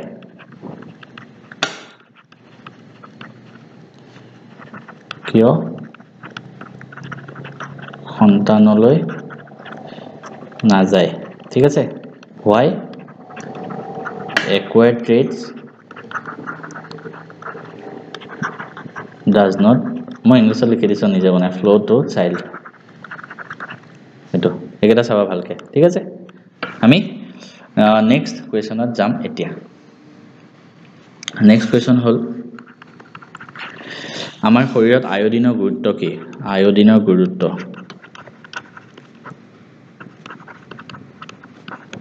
আয়োডিন ঠিক আছে আয়োডিনৰ গুৰুত্ব কি স্পাইৰোগেৰাৰ প্ৰজননৰ বিষয়ে স্পাইৰোগোৰা এটো আছিল চাগে ন ইংলিছৰ স্পেলিংটো স্পাইৰোগোৰা একবাৰ চাই লবা স্পেলিংটো ঠিক আছে নে নাই সপুষ্পক উদ্ভিদৰ যৌন প্ৰজনন এটো আহিব পাৰে সপুষ্পক উদ্ভিদৰ যৌন প্ৰজনন ব্যাখ্যা কৰিব আহিব পাৰে ইংলিছত হলে sexual reproduction in flowery plants ঠিক আছে এটো চাবা ক্ৰমবিকাশ আৰু শ্ৰেণী বিভাজনৰ পাৰ্থক্য এটো মই লিখি আছো ভালকে এমিবাৰ প্ৰজননটো চাবা এটো ইম্পৰ্টেন্ট এমিবাৰ প্ৰজনন ব্যাখ্যা কৰিব আহিব পাৰে উই ডায়াগ্ৰামটো চাবা তেতিয়া এমিবা ঠিক আছে এমিবাৰ যোনটো ৰিপ্ৰডাকচন হয় ইম্পৰ্টেন্ট হয় ভালকে চাবা সমহস্ত আৰু সমভিত্তিক অংগ চাবা হালুক সংশ্লেষণ চাবা হালুক সংশ্লেষণ উদ্ভিদৰ দেহত যোনটো হয় ফটোসিনথেসিস এটো ৰিঅ্যাকশনটো চাবা একবাৰ ভালকে ঠিক আছে ফটোসিনথেসিসৰ ৰিঅ্যাকশনটো চাবা আৰু বাকি মই কৈ আছো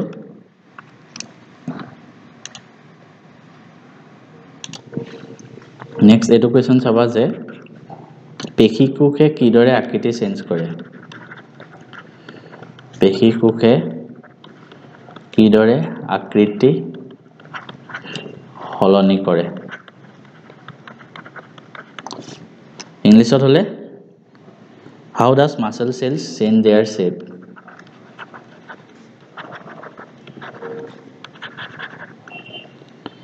muscle cells change their shape ঠিক আছে এটো হল ইম্পৰ্টেন্ট কোৱেশ্চন ক্ৰমবিকাশ আৰু শ্ৰেণী বিভাজনৰ পাৰ্থক্য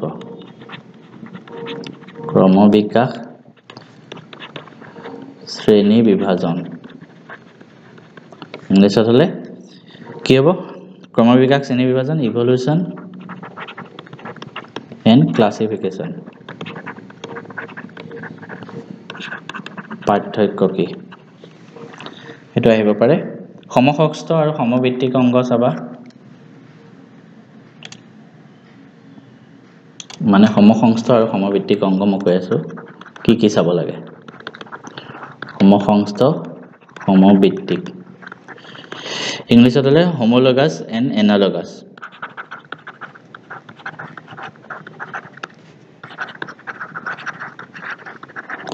ইহঁতৰ হয় আহিব পাৰে ডিফাৰেন্স, নহয় আহিব পাৰে ইহঁতৰ এক্সাম্পলছ। চ' গোটেইকেইটা ভালকৈ তোমালোকে চাবা, পৰীক্ষা দিয়াৰ পৰা আহিব। এতিয়া আমি দেৰি নকৰি আমি কি চাম, নেক্সট আমি ছবি চাম, কি ইম্পৰ্টেণ্ট ছবি আহিব পাৰে পৰীক্ষাত, ঠিক আছে। ছায়েন্সৰ কাৰণে ইম্পৰ্টেণ্ট কি ডায়েগ্ৰাম আহিব পাৰে। এখিলা পাতৰ প্ৰস্থচ্ছেদৰ ছবিটো আহিব পাৰে। 6.1 ডায়েগ্ৰাম যোনটো হয়, ঠিক আছে। 6.1 ইংলিছ মিডিয়ামৰ ষ্টুডেণ্টসকলে চোৱা, এই ছবিটো ভালকৈ চাবা, ঠিক আছে। নেক্সট যদি মই আৰু তলত যাওঁ, এমিবাৰ পৰিপুষ্টি 6.5 যোনটো ডায়েগ্ৰাম সেইটো চাবা। এমিবাৰ প্ৰজনন, এমিবাৰ পৰিপুষ্টি কিদৰে হয় সেইটো চাবা। তাৰপিছত মই যদি আৰু তলত যাওঁ, এইখিনি মই দুটামান আৰু কুৱেশ্যন কৰি দিছোঁ, তোমালোকে সময় হ'লে চাই ল'বা। পাচক উৎসেচকৰ কাম কি, ঠিক আছে, এইটো কুৱেশ্যন ভালকৈ চাবা। স্বপোষিত আৰু পৰপোষিত পুষ্টিৰ মাজত পাৰ্থক্য কি, এইটো কুৱেশ্যন চাবা। ছখনত যদি মই যাওঁ, এই গোটেইকেইটা ৰিয়েকশ্যন ভালকৈ চাবা, ঠিক আছে। এই গোটেই ডায়েগ্ৰামটোৱে ভালকৈ চাবা। 6.8 যোনটো ডায়েগ্ৰাম আছে ন, এই গোটেইটোৱে ভালকৈ চাই যাবা কোনকেইটা কি হয়। লেক্টিক এচিডৰ ফলত হীৰা মৰি ধৰে, সেইটো কুৱেশ্যন আহিব পাৰে। ঠিক তেনেকৈ মাইট্ৰকণ্ড্ৰিয়াত কাৰ্বন ডাই অক্সাইড পানী শক্তি উৎপন্ন হয়, এই ৰিয়েকশ্যনটো ক'ত হয় আহিব পাৰে, মাইট্ৰকণ্ড্ৰিয়াত হয়, ঠিক আছে। আৰু তলত এবাৰ ওপৰৰ পৰা আমি চাই যাম আৰু কিবা থাকিলে যদি।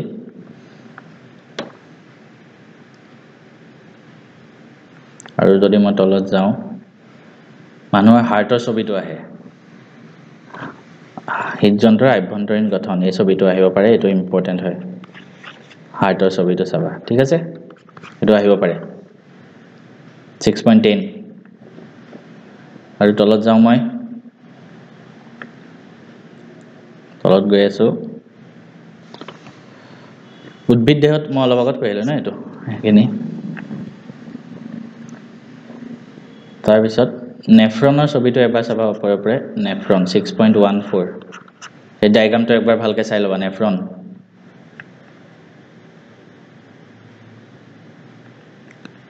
হৈ গ'ল। কুৱেশ্যন কিবা থাকিল যদি আমি চাওঁ, অলপ মইতো চব কৈয়ে দিছোঁ। জাইলেম আৰু ফ্ল'ৰেমৰ দ্ৰব্যৰ পৰিবহণৰ পাৰ্থক্য কি কি, এইটো চাবা, ঠিক আছে। বাকীটো মই কৈছোঁ। পাচনত লালটিৰ ভূমিকা কি, সেইটো কুৱেশ্যন চাবা। নিয়ন্ত্ৰণ আৰু সমন্বয় পাঠটোত মই যদি যাওঁ, নিউৰনৰ ছবি মষ্ট ইম্পৰ্টেণ্ট, এইটো নিউৰনৰ ছবি ভালকৈ চাবা, ঠিক আছে। তাৰপিছত মগজুৰ অংশকেইটা একবাৰ ওপৰে ওপৰে চাই যাবা ভালকৈ, এইটো চাবা মগজুৰ কোন অংশই এইটো লয়। আৰু যদি তলত যাওঁ, মই প্লেন্ট হৰম'নকেইটাতো তোমালোকক মই চাব দিছোঁ। প্লেন্ট হৰম'নকেইটা মই অলৰেডি কৈ আহিছোঁ, এইখিনিতো মই কৈয়ে আহিছোঁ তোমালোকক।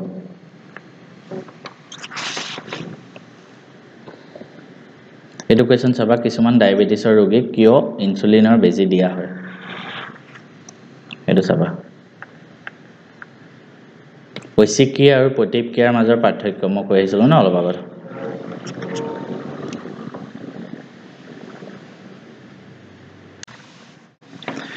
জীৱই কেনেকৈ বংশ বিস্তাৰ কৰে, ইয়াৰ ওপৰত আমি চাওঁ এতিয়া, কিবা প্ৰশ্ন আহিব পাৰে যদি,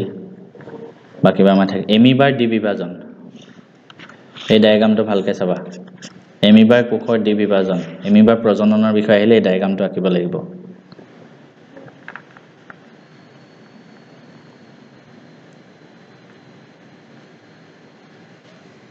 আৰু কিবা কুৱেশ্যন থাকিলে যদি মই কৈ যাম তোমালোকক। দীৰ্ঘছেদত এপাহ ফুল, মষ্ট ইম্পৰ্টেণ্ট, ফুলৰ ছবিটো 8.7 ডায়েগ্ৰাম মনত ৰাখিবা, মষ্ট ইম্পৰ্টেণ্ট হৈ আছে, ইম্পৰ্টেণ্ট ডায়েগ্ৰাম। এই ডায়েগ্ৰামটো চাবা, ইয়াৰ ওপৰত MCQ টেষ্টত আহিছে দুটামান জেগাত, ঠিক আছে। এই ডায়েগ্ৰামটো ইম্পৰ্টেণ্ট, MCQ আহিছে পৰীক্ষাত।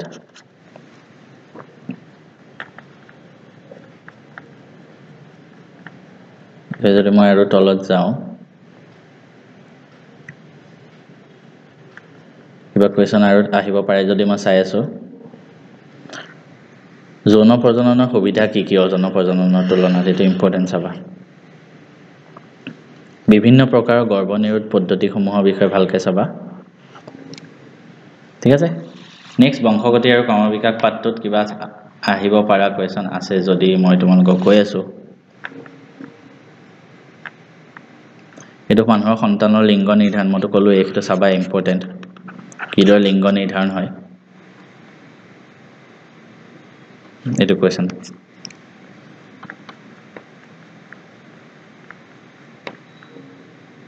ঠিক আছে এইটো কোৱেশ্চন চাবা মই কলো ন আজিত চৰিত্ৰবিলাক কিয় সতি সন্ততিলৈ প্ৰবাহ নহয় বাকি সব কোৱেশ্চন মই কৈয়ে দিছো তোমালোকক কি কি আহিব পাৰে কি কি নাহে একবাৰ হলো মই ওপৰৰ পৰা চাই দিছো মই কৈছিলো না জীৱাশ্ম সমূহে কি দৰে আমাক শিকায় এই কোৱেশ্চনটো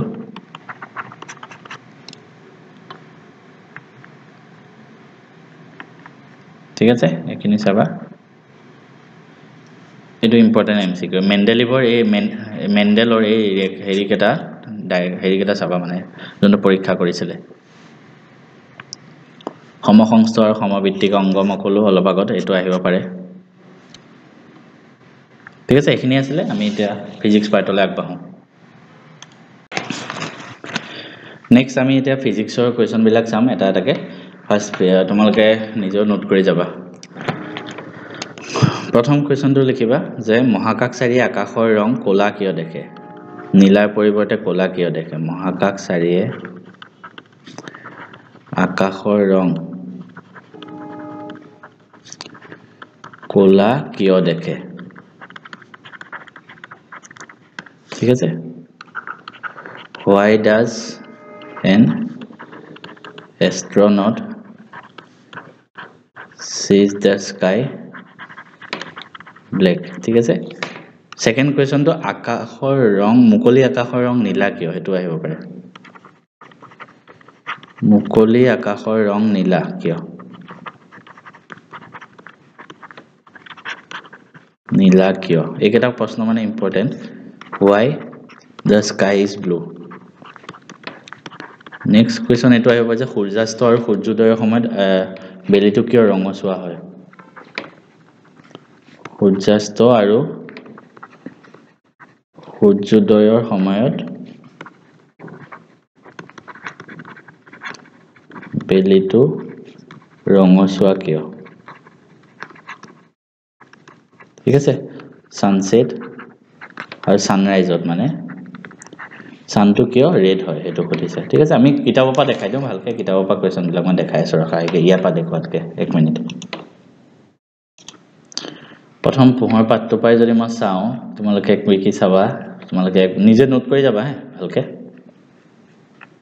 পোহৰ পাঠটো যদি মই চাও এই তালিকাখন চাবা অবতল দাপনৰ এই তালিকাখন ঠিক আছে অবতল দাপনৰ মোস্ট ইম্পৰ্টেন্টলি অবতল দাপনৰ এই তালিকাখনৰ ভিতৰত আটাইতকৈ বেছি ইম্পৰ্টেন্ট পি আৰু এফ ৰ মাজত থাকিলে কি হয় অসৎ প্ৰতিবিম্ব হয় না বিপৰীত আৰু অসৎ আৰু থিয় এটো বস্তু চাবা সিট থাকিলে যে সিট হয় হেতু চাবা তেনেকে চাবা একেটা ঠিক আছে তাৰ পিছত এই তালিকাখন ভালকে চাবই লাগিব অবতল দাপনৰ ব্যৱহাৰ আহিব পাৰে হা ইউজ অফ কনকেভ মিৰৰ এটো ইম্পৰ্টেন্ট টপিক হয় ঠিক আছে অবতল দাপন ক'ত ব্যৱহাৰ কৰা হয় টৰ্চ সাৰ্চ লাইট গাড়ী হেডলাইটত ব্যৱহাৰ কৰা হয় দাড়ি খুৰুৱা দাপন হিচাপে ব্যৱহাৰ কৰা হয় কিয় অবতল দাপনক দাড়ি খুৰুৱা দাপন হিচাপে ব্যৱহাৰ কৰা হয় হেতু আহিব পাৰে ঠিক আছে কাৰণ অবতল দাপনত মুখমণ্ডলৰ ডাঙৰ প্ৰতিবিম্ব গঠন কৰে মানে এই টপিকটো ভালকে চাবা গোটেখিনি নেক্সট আমি চাম উত্তল দাপন ঠিক আছে উত্তল দাপনৰ দ্বাৰা প্ৰতিবিম্ব কেনেকুৱা হয় কিনে এই তালিকাখন মনত ৰাখিবা এইবিলাক তালিকাৰ পৰা এমসিকিউ আহিব মানে উত্তল দাপনৰ ব্যৱহাৰ এটো ভালকে চাবা অবতল দাপন ব্যৱহাৰ উত্তল দাপনৰ ব্যৱহাৰ কি কি গাড়ী পিছলৈ চোৱা দাপন হিচাপে ব্যৱহাৰ কৰা হয় ঠিক আছে এটো চাবা এনেকুৱা এটা প্ৰশ্ন চাবা গোলাকাৰ দাপনৰ ভাঁজ ব্যাসাৰ্ধ দিয়া আছে ইমান ফোকাস দৈৰ্ঘ্য ইমান এনেকুৱা এটা এমসিকিউ আহিব পাৰে ভাঁজ ব্যাসাৰ্ধ আৰু ফোকাস দৈৰ্ঘ্যৰ মাজত c = 2f যোনটো ফৰ্মুলা সেই ফৰ্মুলাটোৰ পৰা কোৱেশ্চন আহিব পাৰে সো এটা দাপোনৰ চিহ্ন প্ৰথাটো মোষ্ট ইম্পৰ্টেণ্ট ইয়াৰ দাপোনৰ যেতিয়াই মই এখিনি কৈ লওঁ তাৰপিছত এই চেপ্টাৰটো ইম্পৰ্টেণ্ট পইণ্ট কেইটা কৈ দিম কাৰণ ইয়াৰ পৰা এটা লং কুৱেশ্যন আহিব সেই লং কুৱেশ্যনটো চাম হ'ব মানে নিউমাৰিকেল কুৱেশ্যন আহিব অংক এটা আহিব ইয়াৰ পৰা চিয়'ৰ 100% চিয়'ৰ এই পাঠটো গতিকে ভালদৰে বুজি পাব লাগিব তাৰপিছতহে অংকটো কৰিব পাৰিবা যেনেকৈ মই 4টা পাৰ্ট দিয়া আছে 4টা পাৰ্ট এই গোটেই চেপ্টাৰটো 4টা পাৰ্ট দিয়া আছে সেই 4টা পাৰ্ট যদি চাই লোৱা ইয়াৰ পৰা যিয়ে অংক নহওক চব কৰিব পাৰিবা সেইটো মই গ্যাৰান্টি দি কৈ আছোঁ যদি এতিয়াও চোৱা নাই সেই 4টা পাৰ্ট চাই লোৱা ডেছক্ৰিপশ্যনত সায়েন্স প্লেলিষ্ট বুলি এটা থাকিব মই যি অংকই নহওক তুমি কৰিব পাৰিবা মই গ্যাৰান্টি দিছোঁ সেই 4টা পাৰ্ট যদি চোৱা নাই এতিয়াই চাই লোৱা পৰীক্ষাৰ আগত মাত্ৰ 4টা পাৰ্টত 2 ঘণ্টা সময় যাব 2 ঘণ্টা সময় দিয়া এই পাঠটোৰ পৰা মিনিমাম 6-7 যিমান নম্বৰ আহে চব কৰিব পাৰিবা দাপোনৰ বিবৰ্ধনৰ ওপৰত আহিব মই অলপ পিছত কৈ আছোঁ এইখিনি বস্তু খালি ইয়াৰ নিউমাৰিকেল বিলাক চব চাবা ভাজ ব্যাসাৰ্ধৰ ফোকাস দৈৰ্ঘ্য এই বস্তু আহিব হে এটো মনত ৰাখিবা তাৰ পিছত মই যদি আৰু অলপ তলত যাওঁ তলতে গৈ থাকো প্ৰতিসৰণাংকৰ ওপৰত কোৱেশ্যন আহিব পাৰে পোহৰৰ প্ৰতিসৰণাংক কি ঠিক আছে এটা ভালকে চাবা এই ফৰ্মুলা কেইটা মনত ৰাখিবা প্ৰতিসৰণাংকৰ এটো ফৰ্মুলা ইয়াৰ ওপৰত কোৱেশ্যন আহিব পাৰে এটো এটা ইম্পৰ্টেন্ট যিকোনো মাধ্যমৰ প্ৰতিসৰণাংক কি মাধ্যমটোত পোহৰৰ দুটি তলত থাকে ওপৰত বায়ুৰ পোহৰৰ দুটি c/v মন ৰাখিবা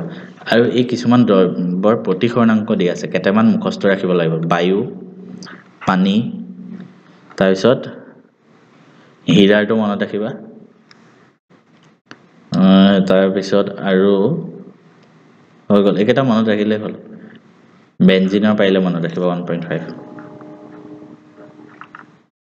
ঠিক আছে নিউমাৰিকেল যিমান আছে সব কৰিবা এই কোৱেশ্যনটো চাবা হীৰাৰ প্ৰতিসৰণাংক 2.42 তাৰ মিনিং কি এই কোৱেশ্যনটো চাবা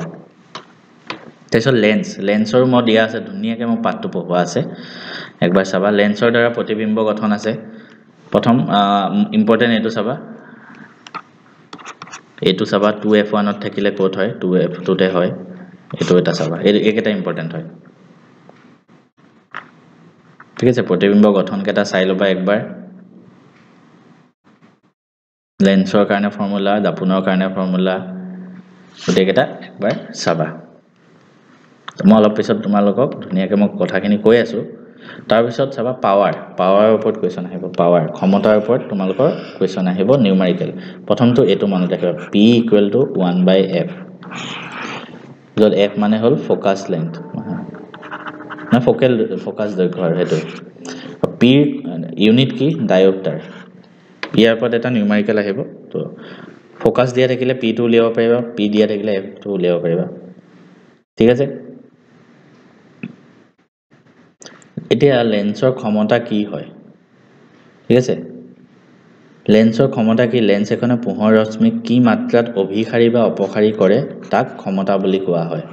লেন্সৰ ক্ষমতাৰ যদি ডেফিনেশন আহে এটো লিখিবা ইম্পৰ্টেন্ট কাৰণে কৈ আছো ইম্পৰ্টেন্ট হয় লেন্সৰ ক্ষমতা ঠিক আছে এটো আহিলে লিখিবা লেন্সৰ ক্ষমতাৰ SI একক কি হেতু আহিব পাৰে ই ডায়োপ্টাৰ d ৰে বুজোৱা হয় 1 ডায়োপ্টাৰ ক্ষমতাৰ সংজ্ঞা দিয়া এনেকৈ আহিব পাৰে 1 মিটাৰ ফোকাস দৈৰ্ঘ্য লেন্স এখনৰ ক্ষমতা 1 ডায়োপ্টাৰ ঠিক আছে এটো পইণ্ট মনত ৰাখিবা ইম্পৰ্টেন্ট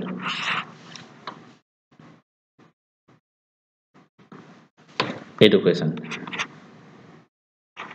1 ডায়োপ্টাৰ ক্ষমতাৰ সংজ্ঞা দিয়া আৰু ফোকাস দৈৰ্ঘ্য থাকিব ক্ষমতা নিৰ্ণয় কৰিব আহিব পাৰে এতিয়া মই তোমালোকক এই পাঠটোত যি ইম্পৰ্টেন্ট বস্তু আছে নিউমাৰিকেল কৰিব কাৰণে মই থুলমূলকে লগতে কৈ দিও কিন্তু তোমালোকে ইয়াৰ সব চাব লাগিব এই প্ৰশ্নটো চাবা সমতল দাপোন এখনে +1 বিবৰ্ধন দিয়ে ইয়াৰ অৰ্থ কি এটো ইম্পৰ্টেন্ট হয় ঠিক আছে এটা এই পাঠটোত ইম্পৰ্টেন্ট কি আছে মই কৈ দিছো যোন কেটা অংকটো আহিব ইয়াৰ পৰা প্ৰথম আমি চাও উত্তল দাপোন এফালে লিখিছো অবতল দাপোন ঠিক আছে প্ৰথমটো আমি দুইটা দাপোনৰ কাৰণে ফৰ্মুলা কি দাপোনৰ 1/v + 1/u = 1/f যত v মানে হল প্ৰতিবিম্বৰ দূৰত্ব ইউ মানে হ'ল লক্ষ্য বস্তুৰ দূৰত্ব আৰু এফ মানে হ'ল ফোকাস ফোকেল লেন্থ মনত ৰাখিবা সদায় ইউটো সদায় নিগেটিভ হয় কাৰণ আমি এটো সাইডে ৰাখো কিয় ৰাখো কি মই বাৰে বাৰে কৈ নাথাকো তোমালোকে জাস্ট চাই লোৱা মই অলৰেডি সব পোৱা আছে উত্তল দাপনৰ ক্ষেত্ৰত এফ টো সদায় কি হয় প্লাস হয় অবতল দাপনৰ ক্ষেত্ৰত এফ টো সদায় নিগেটিভ হয় ঠিক আছে আৰু দাপনৰ ক্ষেত্ৰত কি হয় m - v / u বা h dash by h h dash কি হ'ল প্ৰতিবিম্বৰ উচ্চতা আৰু h কি হ'ল লক্ষ্য বস্তুৰ উচ্চতা যদি m = নিগেটিভ তো প্ৰতিবিম্ব কি হয় হট হয় যদি m = পজিটিভ প্ৰতিবিম্ব কি হয় অহট হয় ঠিক আছে মন থাকিব সেম মন থাকিব এতিয়া আমি লেন্সৰ কাৰণে চাবা কেনেকৈ কৰিম এটো খলাই দিছো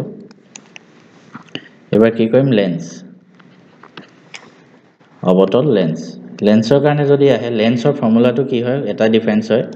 1/v মাইনাস আহি যায় আৰু লেন্সৰ ক্ষেত্ৰত m ৰ ফৰ্মুলাটো m = v / u h dash by h থাকে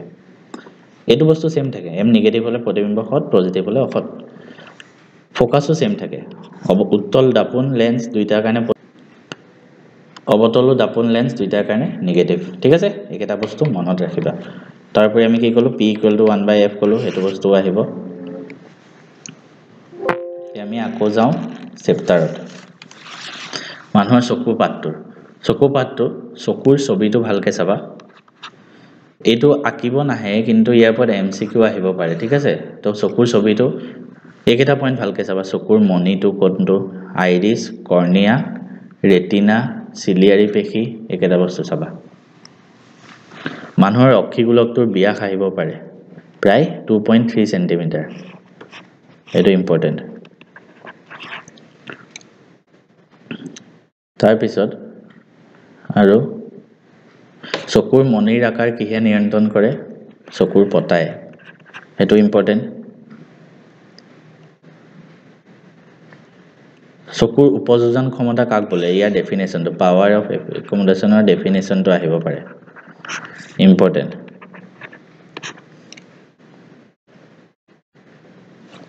চকুৰ লেন্সৰ ফোকাস দৈৰ্ঘ্য পৰিৱৰ্তন কৰিব পৰা ক্ষমতাক হেতুত পৰে মানুহৰ চকুৰ দূৰবিন্দু আৰু নিকট বিন্দু কিমান দূৰলৈকে মানুহে দেখিব পাৰে অসীম ঠিক আছে আৰু স্পষ্ট দৃষ্টিৰ ন্যূনতম বিন্দু কিমান 25 সেন্টিমিটাৰ আৰু আটাইতকৈ দূৰবিন্দুটো দূৰবিন্দু সুস্থ চকুৰ বাবে দূৰবিন্দু থাকে অসীমত ঠিক আছে এই দুইটা পইণ্ট মনত ৰাখিবা নিকট বিন্দু আৰু দূৰবিন্দু নিকট বিন্দু হ'ল 25 সেন্টিমিটাৰ দূৰবিন্দু হ'ল অসীম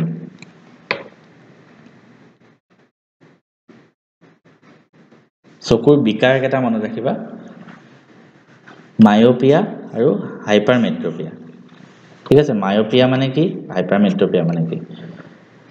মায়োপিয়া হলে কি হয় ওচৰৰ বস্তু ভালকৈ দেখে কিন্তু দূৰৰ বস্তু নেদেখে ফাৰ্স্ট পইণ্ট ইম্পৰ্টেন্ট তাৰ পিছত মনত ৰাখিবা মায়োপিয়া সংশোধনৰ কাৰণে কি লেন্স লাগে প্ৰথম মায়োপিয়া কিয় হয় চকুৰ লেন্সৰ বক্ৰতা বাঢ়ি গলে এটা কোৱেশ্চন এমসিকিউত বাৰে বাৰে আহি আছিল চকুৰ লেন্সৰ বক্ৰতা বৃদ্ধি পায় কি বেমাৰ হৈছে মায়োপিয়া হৈছে ঠিক আছে অবতল লেন্স ব্যৱহাৰ কৰা হয় মায়োপিয়াৰ কাৰণে অবতল লেন্স মনত ৰাখিবা আৰু হাইপাৰমেট্ৰোপিয়া উল্টা হৈ যাব হাইপাৰমেট্ৰোপিয়া হলে কি হয় দূৰৰ বস্তু স্পষ্টকৈ দেখে কিন্তু ওচৰৰ বস্তু নেদেখে ঠিক আছে চকুৰ লেন্সৰ ফোকাস দৈৰ্ঘ্য বেছি হলে ঠিক আছে আৰু এই কাৰণে উত্তল লেন্স ব্যৱহাৰ কৰা হয় হাইপাৰমেট্ৰোপিয়াত উত্তল লেন্স আৰু মায়োপিয়াত অবতল লেন্স মনত ৰাখিবা প্ৰেছবায়োপিয়া কি হয় হেতু চাবা প্ৰেছবায়োপিয়া কি হয় চকুৰ উপযোজন ক্ষমতা যেতিয়া কমি আহে তেতিয়া প্ৰেছবায়োপিয়া হয় আৰু ইয়াত ডি ফোকাস যুক্ত লেন্স ব্যৱহাৰ কৰা হয় মানে উত্তল আৰু অবতল দুইটাই থাকে ঠিক আছে চকুৰ উপযোজন ক্ষমতা কলো এটো চাবা প্ৰিজমৰ এই ছবিটো চাবা প্ৰিজমৰ এই ছবিটো ইম্পৰ্টেন্ট হয় ইম্পৰ্টেন্ট এই গুটেই কেটা ডায়াগ্ৰাম প্লাস কোনটো ৰশ্মি কোনটো কোণ একেটা চাবাই তাৰ পিছত এই ডায়াগ্ৰামটো ভালকে চাবা এই ডায়াগ্ৰামটোত জাস্ট এটা বস্তুৱে চাবা মই এমসিকিউ কৰাওঁতেও কৈছিলো এই বগা পোহৰ বৰ্ণালীটো তলত ভি থাকে ওপৰত আৰ থাকে কি যায় কেনেকৈ যায় ভি আই বি জি ৱাই ও আৰ ভি জিৰ ঠিক আছে বগা পোহৰ বৰ্ণালীটো যে এনেকৈ হয় তাৰপিছত মই কুৱেশ্যন কেইটা ক'লো ন কোনটো কাৰণে কি হয় সেইকেইটা প্ৰশ্ন চাবা অগ্ৰিম সূৰ্যোদয় মানে এইটো সূৰ্যাস্তৰ মাজত কিমান পাৰ্থক্য 2 মিনিট সেইটো পইণ্ট চাবা আৰু কিয় হয় advance sunrise and delayed sunrise কিয় হয় ৰিজন ইয়াৰ ৰিজনটো চাবা নেক্সট কিয় ৰিজন আৰু চাবা এইটো মুকলি আকাশৰ ৰং নীলা কিয় এইটো চাবা ইম্পৰ্টেণ্ট সূৰ্যোদয় সূৰ্যাস্তৰ সময়ত সূৰ্যৰ ৰং ৰঙা কিয় সেইটো আহে সেইটো ইম্পৰ্টেণ্ট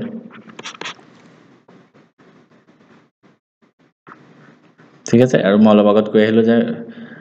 মহাকাশৰ পৰা আকাশখন কিয় ক'লা দেখি সেইটো চাবা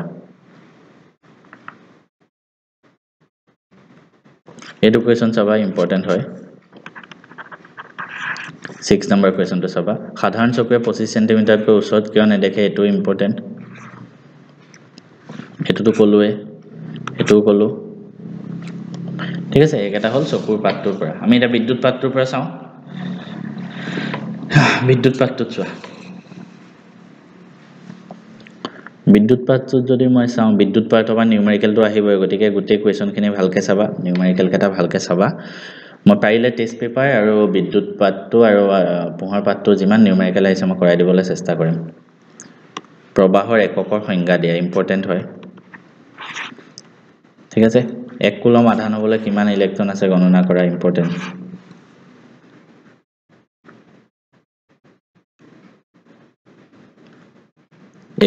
এটোৰ ওপৰত এমসিকিউ আহিব পাৰে বিভৱ বেদ এটো কুৱেশ্যন চাবা ভালকে ইম্পৰ্টেণ্ট হয় উদাহৰণ 12.2 ইম্পৰ্টেণ্ট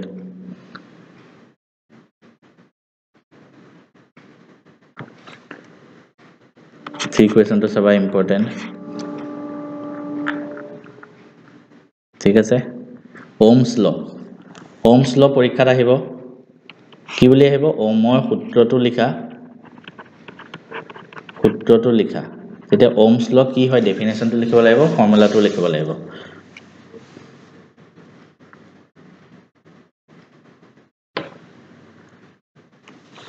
ওমৰ সূত্ৰটো কি হয় উষ্ণতা স্থিৰে থকা অৱস্থাত বৰ্তনীত সংযোজিত প্ৰদত্ত ধাতুৰ তাৰ এডালৰ দুইমূৰৰ মাজৰ বিভৱভেদ ইয়াৰ সমানুপাতিক এই গোটেইটো লাইনটো এক্সাক্ট লিখিবা কিন্তু হা চেঞ্জ নকৰিবা প্ৰত্যেকটো বস্তুৰে মিনিং আছে টেম্পাৰেচাৰ কনষ্টেন্ট থাকিব লাগিব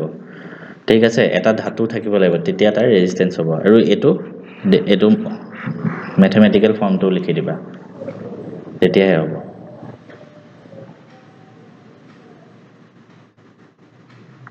ঠিক আছে পৰিবাহীৰ ৰোধ কিহৰ ওপৰত নিৰ্ভৰ কৰে factor on which the resistance of a conductor depends important আহিব এইটো কুৱেশ্যন কি কাৰকৰ ওপৰত নিৰ্ভৰ কৰে এনেকৈ আহিব কি কাৰকৰ ওপৰত দুটা এটা হ'ল লেংথ এটা হ'ল এৰিয়া ঠিক আছে পদাৰ্থৰ তিনটা বস্তুৰ ওপৰত নিৰ্ভৰ কৰে দৈৰ্ঘ্য প্ৰস্থচ্ছেদৰ কালি আৰু প্ৰকৃতিৰ ওপৰত নিৰ্ভৰ কৰে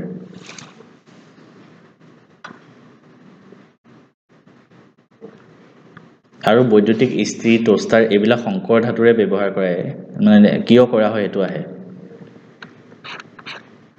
এটো মনত ৰাখিবা ঠিক আছে এটো ইম্পৰ্টেন্ট হয় কিয় ব্যৱহাৰ কৰে এটো কোৱেশ্চন আহিব পাৰে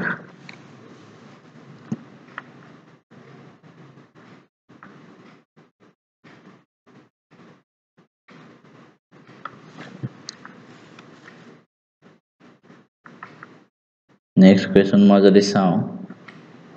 পৰিবাহী ৰোধ কি কাৰকৰ ওপৰত নিৰ্ভৰ কৰে এটো হল ইম্পৰ্টেন্ট সংকৰ ধাতুৰে কিয় গঢ়া হয় মই কৈ আহিছো অলপ আগত ইম্পৰ্টেন্ট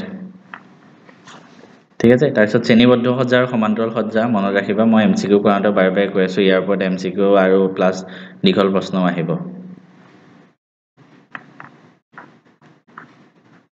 গতিকে এইটো কুৱেশ্চন চাবা ইম্পৰ্টেন্ট সমান্তৰাল সজ্জাৰ আছে ঠিক আছে একেটা চাবা কিতাপত যিকেটা আছে গোটেইকেইটাই চাবা কিন্তু উদাহৰণ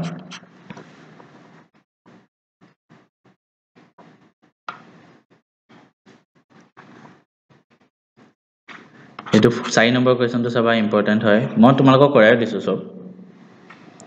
সমান্তৰাল সজ্জাত সজ্জিত কৰিলে কি হয় সুবিধা আৰু সৰ্বোচ্চ আৰু সৰ্বনিম্ন ৰুট উলিয়াব আহিব পাৰে সৰ্বোচ্চ হলে সিৰিজ সৰ্বনিম্ন হলে সমান্তৰাল ইম্পৰ্টেন্ট কোৱেশ্চন অলসো এই ফৰ্মুলা কেটাৰ ওপৰতো কোৱেশ্চন আহিব পাৰে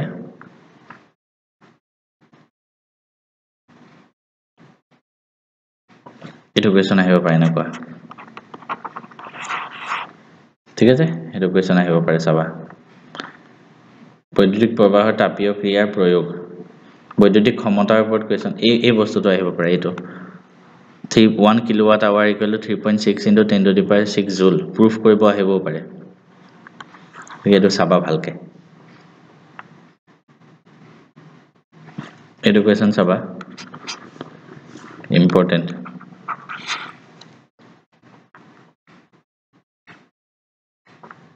ঠিক আছে আমি যদি পাঠৰ লাষ্টৰ কোৱেশ্চন কেটালে যাও কোনটো আহিব পাৰে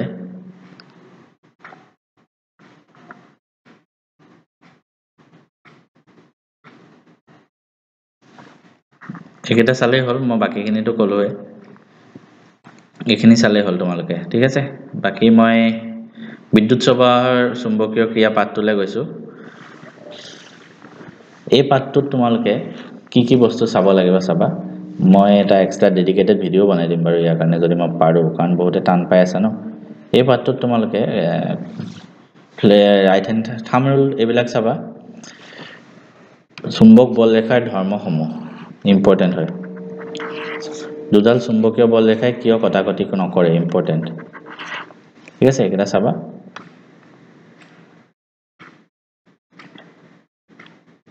তাৰ উপৰি সলেনয়েডৰ ওপৰত কোৱেশ্চন আহিব পাৰে প্ৰবাহ এই টপিকটো ভালকে চাবা ইম্পৰ্টেন্ট হয় সলেনয়েড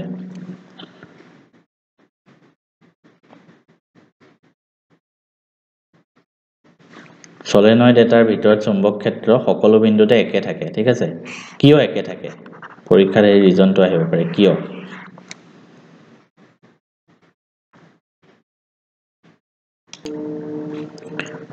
এই কোৱেশ্চনটো ভালকে চাবা ইম্পৰ্টেন্ট হয় ঠিক আছে 13.2 এক্সাম্পলটো এই কোৱেশ্চনটো চাবা 3 কোৱেশ্চনটো ইম্পৰ্টেন্ট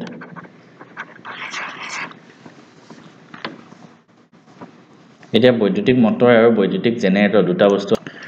ইয়াৰ ভিতৰত তোমালোকে এইটো প্ৰশ্ন চাবা বৈদ্যুতিক মটৰৰ মূল নীতিটো কি বৈদ্যুতিক মটৰত ফলা আঙুঠিৰ ভূমিকা কি স্প্লিট ৰিঙৰ কি ভূমিকা ঠিক আছে একেটা চাবা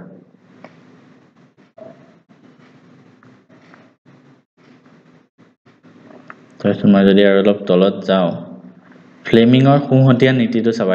ফ্লেমিংছ ৰাইট হ্যান্ড ৰুলটো ইম্পৰ্টেন্ট হয় ফ্লেমিঙৰ সোঁহতীয়া ৰুল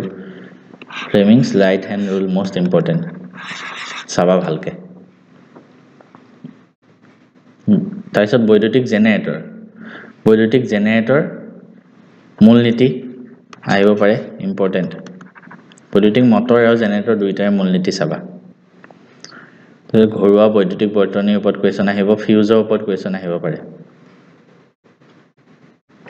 বৈদ্যুতিক বৰ্তনীবোৰ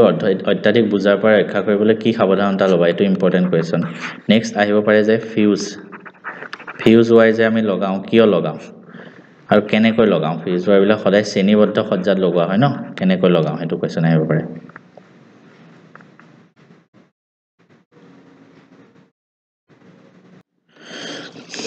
নেক্সট আমি যদি আৰু চাও প্ৰশ্ন হৰ্ষবৰ্তনী হোৱা সময়ত প্ৰবাহ কি হয় এটো ইম্পৰ্টেন্ট এমসিকিউ আহিব ইয়াৰ ওপৰত চুম্বক ক্ষেত্ৰ উৎপন্ন কৰা দুটা পদ্ধতি এটো চাবা এবাৰ নেক্সট এটো প্ৰশ্ন সলিনয়েডৰ ওপৰত প্ৰশ্ন আহিব পাৰে ন এটো চাবা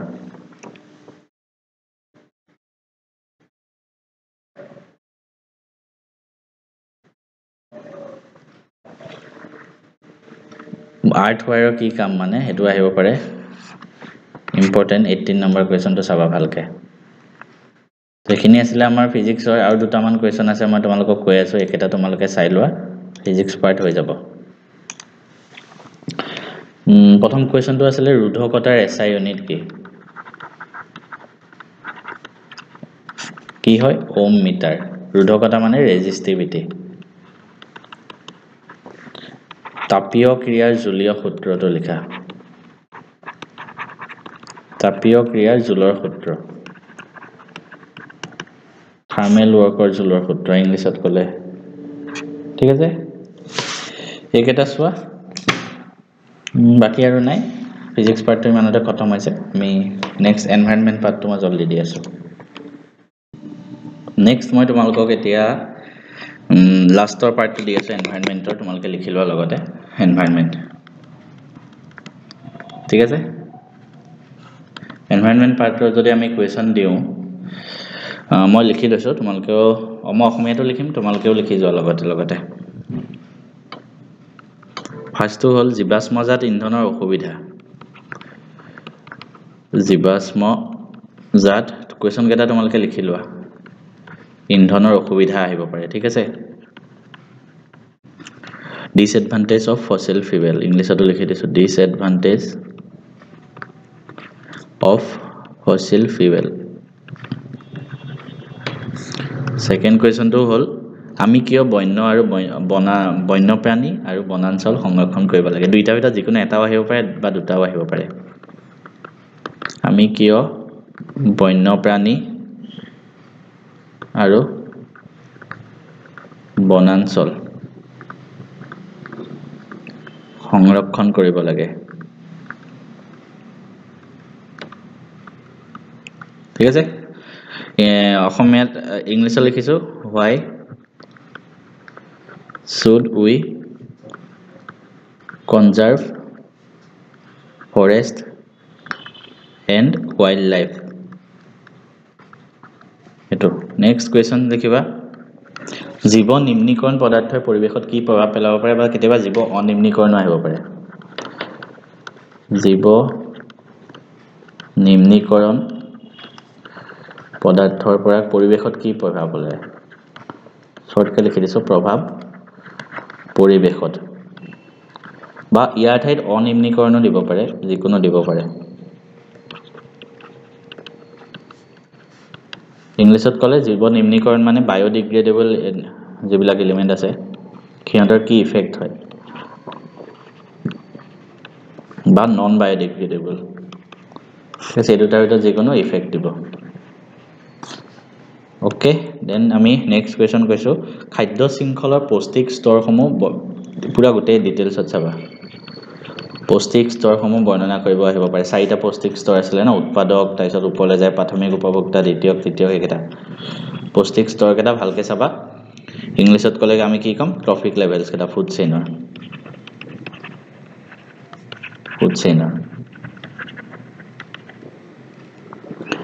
নেক্সট পেলোনিয়া সামগ্ৰীৰ পৰা যিবিলাক সমস্যা হয় হেতু হ্ৰাস কৰিবলৈ তুমি কি উপায় লবা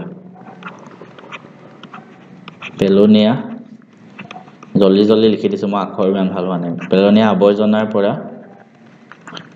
হোৱা সমস্যা ৰোধ কৰিবলৈ তুমি কি উপায় লবা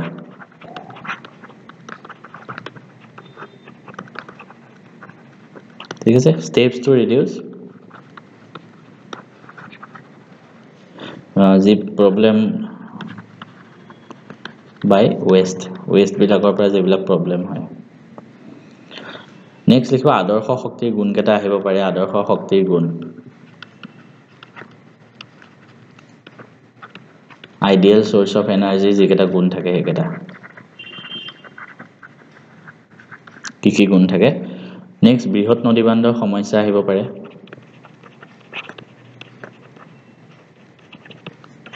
গোটে এনভাইৰনমেন্ট গোটে কেটা পাৰ্টৰ পৰা মই একেবাৰতে কৈ দিছো হা